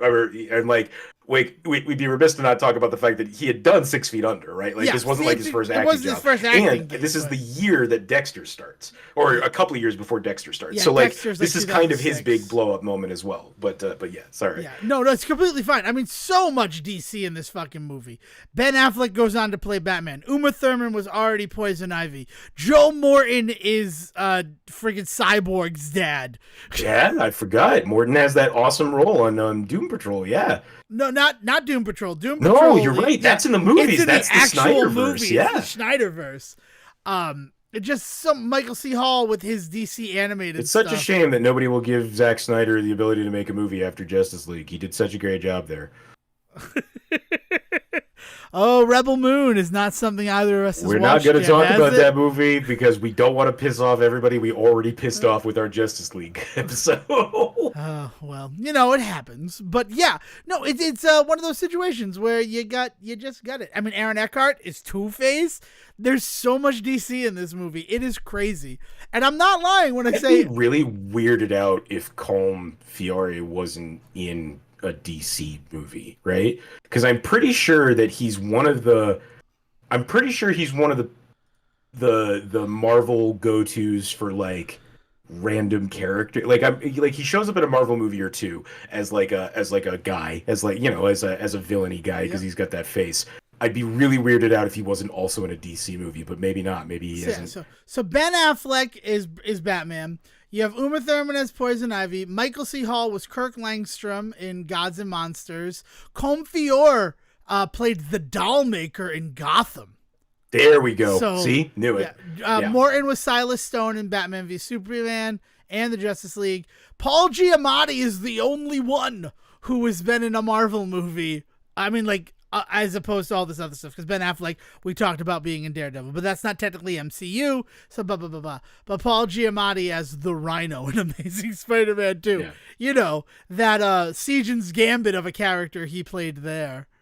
But but I knew I should have put money down that he had been in some DC property because he's too good. He's too, like, I adore him from Umbrella Academy. He brought a character to life that I didn't think could be brought to life in a interesting way. Like it's just. So, like, he is capable of doing the comic book movie, right? Like, the comic book show. Like, I knew that. So that's why I was like, there's got to be something in the DC verse. There's got to be something that he's done. There's just so much there. It's insane. It is this movie. This movie is weirdly a glimpse into the future in a lot of ways that like Dazed and Confused was, where all those people who are in that go on and be what Hollywood is for the next 10 to 15, 20 years.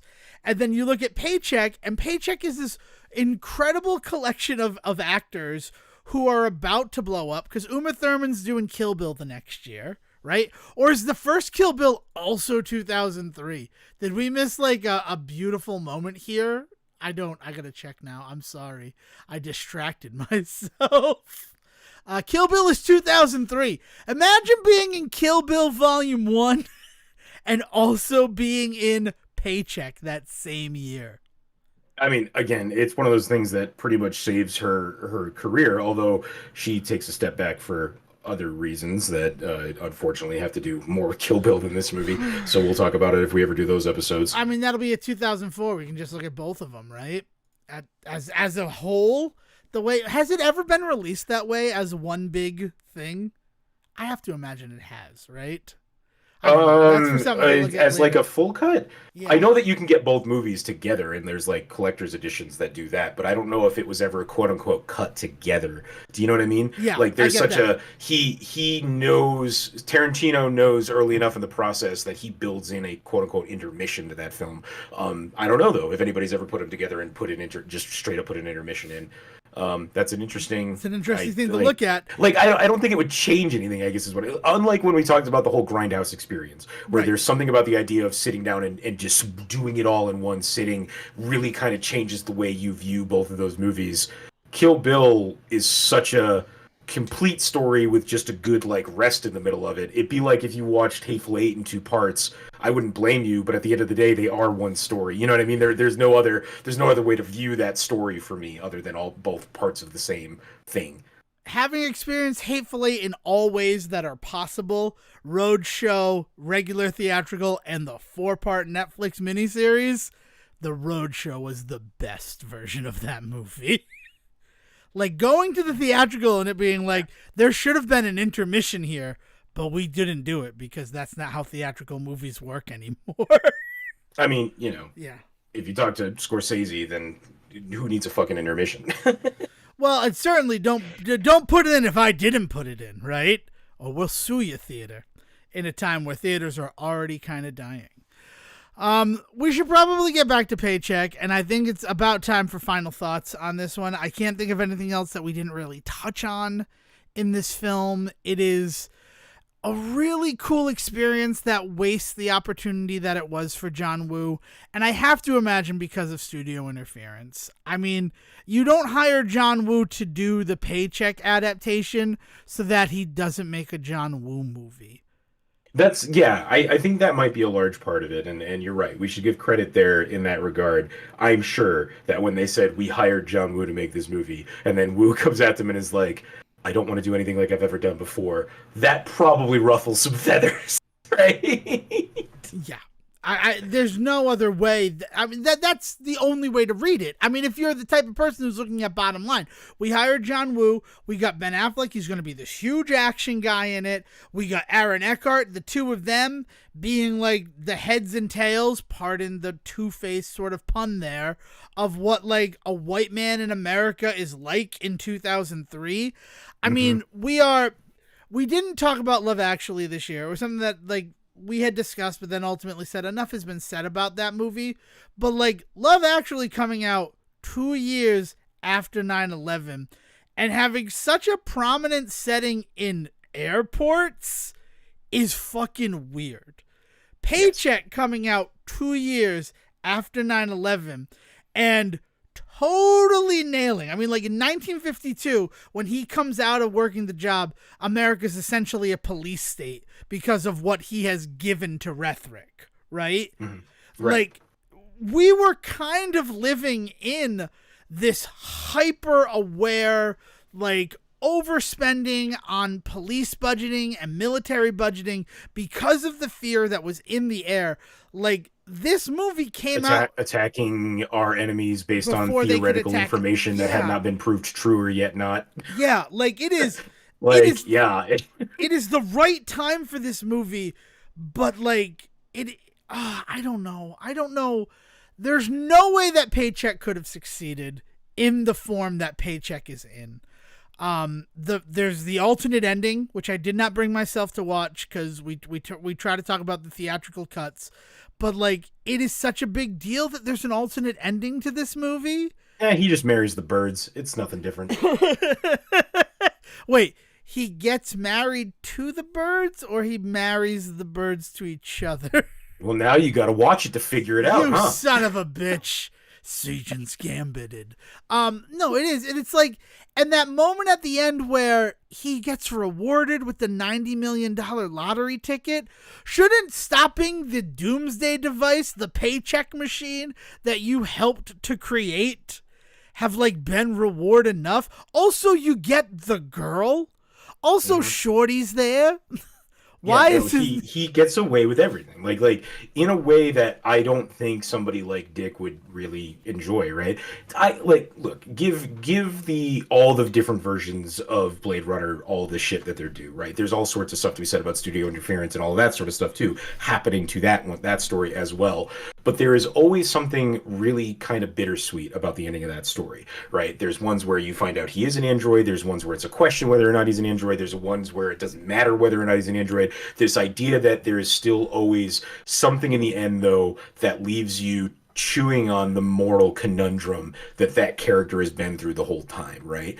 Paycheck has none of that. By the end of this movie, the theatrical cut of this movie, you walk away feeling like he was always right. And this movie has just like solidified that and held him up and rewarded him for being so. There is no moral conundrum left by the end of this movie. And that is so not what good sci-fi should do. You should be leaving the theater after good sci-fi, reflecting on yourself and wondering what you can change in your life and your relationship with technology and science, right? This movie doesn't ask you to do that. This movie pats you on the back and goes, the good guys will win. Do not worry about it. Go buy an iPod. Like, that's what this movie ends like. The go buy an iPod part is the part that really tickled me there. But you're not wrong. Like, his whole thing is, oh my God, they're going to use this for evil. And then, like, yes, he uses it on a small scale thing. He makes sure that there's cigarettes and magic glasses to help him escape from the FBI's custody. He makes sure that he has a ring that looks stealable to make him go back into. Like, that is the dumbest thing, right? What is that ring real? Is it costume jewelry? What is up with that diamond ring? That is Does just it have like fucking. I was trying to what did he spray it with something that made it more enticing to criminals? I know. But like the whole time that I'm like looking, I'm thinking of the stuff in the thing. And of course I'd seen this movie, but I haven't seen this movie for at least 10 years. It's been 10 years since I've sat and actually paid attention to this film, right?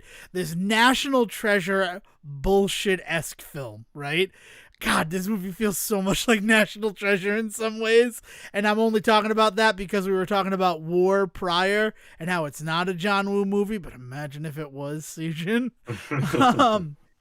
But like, he finds the fortune cookie thing and I'm looking at it and I'm like, it could be a phone number. It could very easily be a phone number. And then like 22 is going to be the extension he has to dial. Or the lens, right? The whole thing is that he built a hyper sophisticated laser augmented lens to see around the curvature of the universe. Wouldn't it be nice if that lens meant fucking something other than to like make him notice that there might be something in one of the stamps? Like, so all the stuff in his little grab bag, like, none of it really feels as important as when it is 7 items that Philip K. Dick is like, by the end of this story, you will know why every single item was in that package he sent himself. Like, I don't feel that way. I do not feel that way about it. What about the fucking, the matchbook that he painstakingly painted to look like a fake bank so that like is going to get wet eventually and I'll know about Cafe Michelle? The fuck is that? I love this movie. At the end of the day, I will say I love this movie. I absolutely love this film. I love the way that the mystery plays out for him and that all of the stuff is used, but It is superfluous in ways that it is unnecessary. There are moments that are only in this film because John Woo is the director, and that sucks. But if you've never seen this movie, I mean, we have pretty much dissected it to death, but I still think that you could watch it and enjoy it. And I would recommend giving it a shot. And if you haven't seen it since 2003, December 2003, I mean, go back and give it another try. I mean, Ben Affleck, for everything that we say about Ben Affleck on the show, I think he does a pretty good job in this role. I like him as this character of Michael Jennings. I think that there's some stuff going on beneath the surface that he is able to communicate to me, the viewer. And if that's just me, then that's just me. I don't know. Where are you? No, I think it's fine. I feel the same way about this that I do about our other two kind of experiences with Affleck this year, right? In Daredevil and in Geely, is like, my problems with these movies are not what Affleck's bringing to the table. It's everything surrounding how these movies get made that show that there was a real problem in the system, and there still is in a lot of ways. But there was a real problem in the ways in which movies were being manufactured.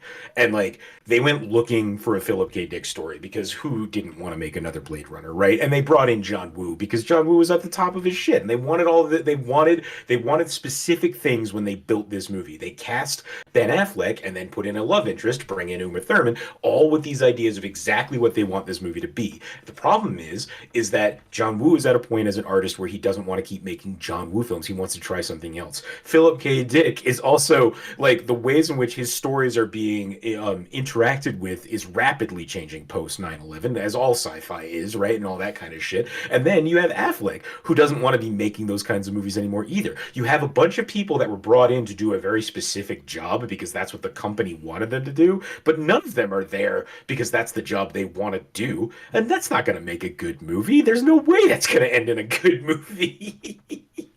And that's the same thing that happens on Daredevil, and it's the same thing that happens on Geely, is you end up with all of these moments where you have all of these power players in the room who are all trying to do their own thing that is much more meaningful than what the original idea of that thing ever was. And so it's a bunch of people clawing at a ham sandwich trying to turn it into a fucking 5-star meal, and when everybody has their own idea of a recipe, it never comes together. It's wild. It's fucking wild watching these movies, because I don't think that there's any in particular person that you can blame for any of these films. I don't think that there's one person that you point to and say they ruined this or they did this and that fucked that up. You can point to the system that they were all working in and say that this is a clear example of the system just fucking eating itself. Yeah. And that is looking at the three Ben Affleck movies of 2003, you see the problems that were going on in Hollywood. Specifically, Geely, we need to make this more of a romance film because everybody cares about your romance. Daredevil, we need this to go faster. We need this to be tighter. We don't have nobody cares about this character. Let's just make it like, add a little romance into this one too. Yeah, right? like there's echoes. There's echoes throughout these movies. Let's put it that way. Yeah. And then this film, and you keep talking about Blade Runner, and you're not wrong to talk about Blade Runner because it's kind of the gold standard Philip K. Dick adaptation. But also Minority Report hitting the year before. Oh, you're right. No, you're totally right. We should also mention that, right? But that's the thing is, like, Minority Report hits, and go back and watch that movie now, this idea of government oversight and the ideas that context matters and that the government doesn't give a shit about context, they just care about black and white. Like, all of the Philip K. Dickness of that story really works in a post 9/11 world, and I do feel that's true also about this story, but they don't let this story have that opportunity. The fact, like, the reveal of why he wants to destroy the machine comes too late. And then it's completely, like, undone when he is in front of the future machine, the Paycheck Machine, and goes, let's fire this puppy up. Like, no, that is so against what you're supposed to be doing. I understand the allure of seeing the future, but, like, if it had been his whole drive, right? If he knew the whole time, I'm trying to prevent us from starting wars to preempt wars. I'm trying to stop us from creating plagues by trying to avoid them. Like, then he'd be fighting for something. He has no stakes in this fight. And there's no bigger moment than when immediately he's like, let's check this shit out, right? Let's see the fucking future. No! That's not what your character should be wanting to do. But I will say, when Combe Fior checks out his future and it is him getting blown up, I fucking love that moment. That is such a cool moment, but it's an action movie moment. It's not some dark thriller moment. It is the payoff. Oh my God, the fucking watching the goddamn cooling system every single time is like, just let the bullet fucking shoot. And would that even work? Is there enough force?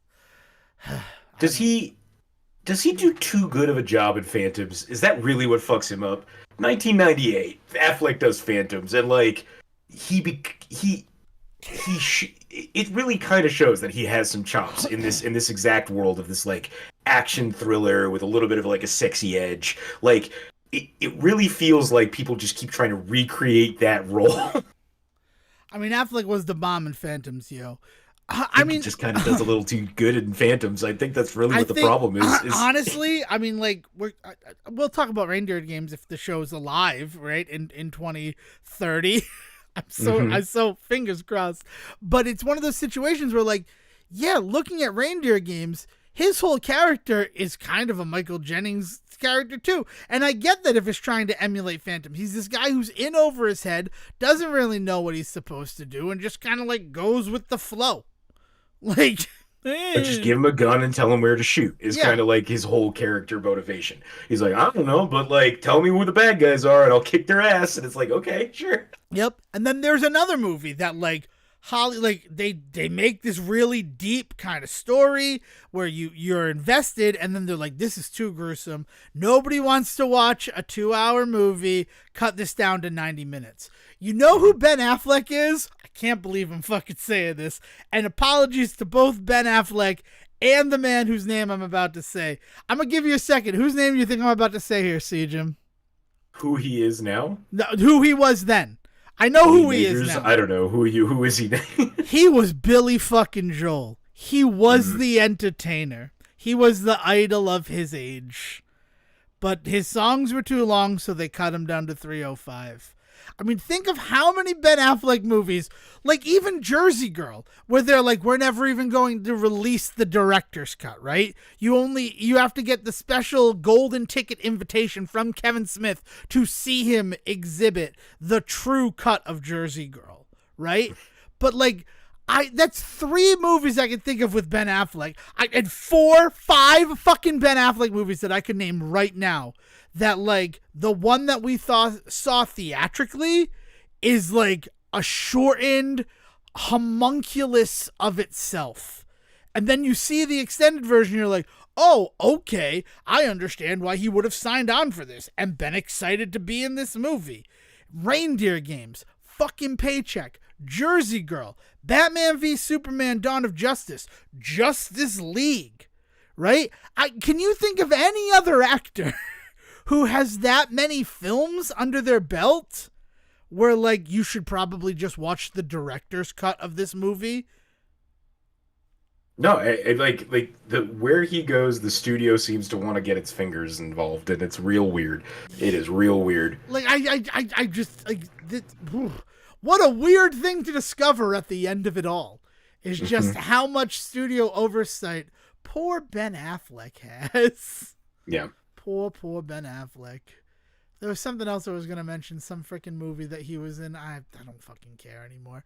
I don't have anything else to add on this one. Anything else from you, Siege? No, I hope that whatever we have said about Affleck's year of reflection has not like made it seem like we don't enjoy. I mean, these movies, like I enjoy all of these movies we have talked about, despite ripping them to shreds, because there are a lot of issues with these movies, and also it does not take away from again what I believe was a real turnaround on Affleck's part in what he was doing in his career, because after this he does become this pantheon of Hollywood creativity. Like he writes, he directs, he makes really important kinds of films that really people lean into. He makes some films that are somewhat controversial in their success. Look at everything that's been going on with the reflection on Argo in terms of like the Israel-Hamas war that's going on right now and stuff like that. Like there's so much that he has done in his career beyond this year of reflection that we have done, but this year is clearly so important to who he becomes, right? I mean, here's the button to the whole thing. This year of films is why he signs up to be in Gone Girl. Oh, you mean the girl I'm in a relationship, like, pretend she killed herself? Sign me up. There ain't gonna be no romance in Gone Girl. I am on board. I like that you cannot have seen Gone Girl. I saw Gone Girl. So then you know the real story of the movie. Oh, I know all you just said. That's all. But anyway, go see Gone Girl. There we go. I'll end on that. No, it's just fun to say that. All right. Well, thank you so much for joining us for this. Recorded in 2023, released in 2012. Actually, I released this one at 11:59. Right, this one came out like a second before it was the Monday. Right, I broke the Say Report rules a little bit, just because the curvature of the universe and all that other bullshit that this movie talks about. If you've enjoyed what you heard. We also, it's coming back in January, so we might as well plug it here. The Adam Sandler Cinematic Universe is our spin-off podcast, where we do what we've basically done for all these Ben Affleck movies, but with Adam Sandler's works, all in service of trying to find a shared cinematic universe between the films of Mr. Sandler. So that'll be coming back. Our episode is dropping, let me do some quick math here, on the 12th of January, and we're going to be looking at The Do-Over, which, Sejan, I've never seen The Do-Over. Does that involve looking at the curvature of the universe? Because it sounds like it might. I mean, only if you want to truly understand the greatness of David Spade's career. I guess like you could view it that way. Let's just say David Spade mailed himself a can of hairspray, and that has made all the difference. But that's happening. This is it. I don't know, like we got stuff going. I did misspeak. We're not going to be coming back with the season finale. There's one more episode before the season finale of season 7. So I don't know what we're going to be talking about in that episode that comes out on the 8th. Probably stuff that we did during our sabbatical.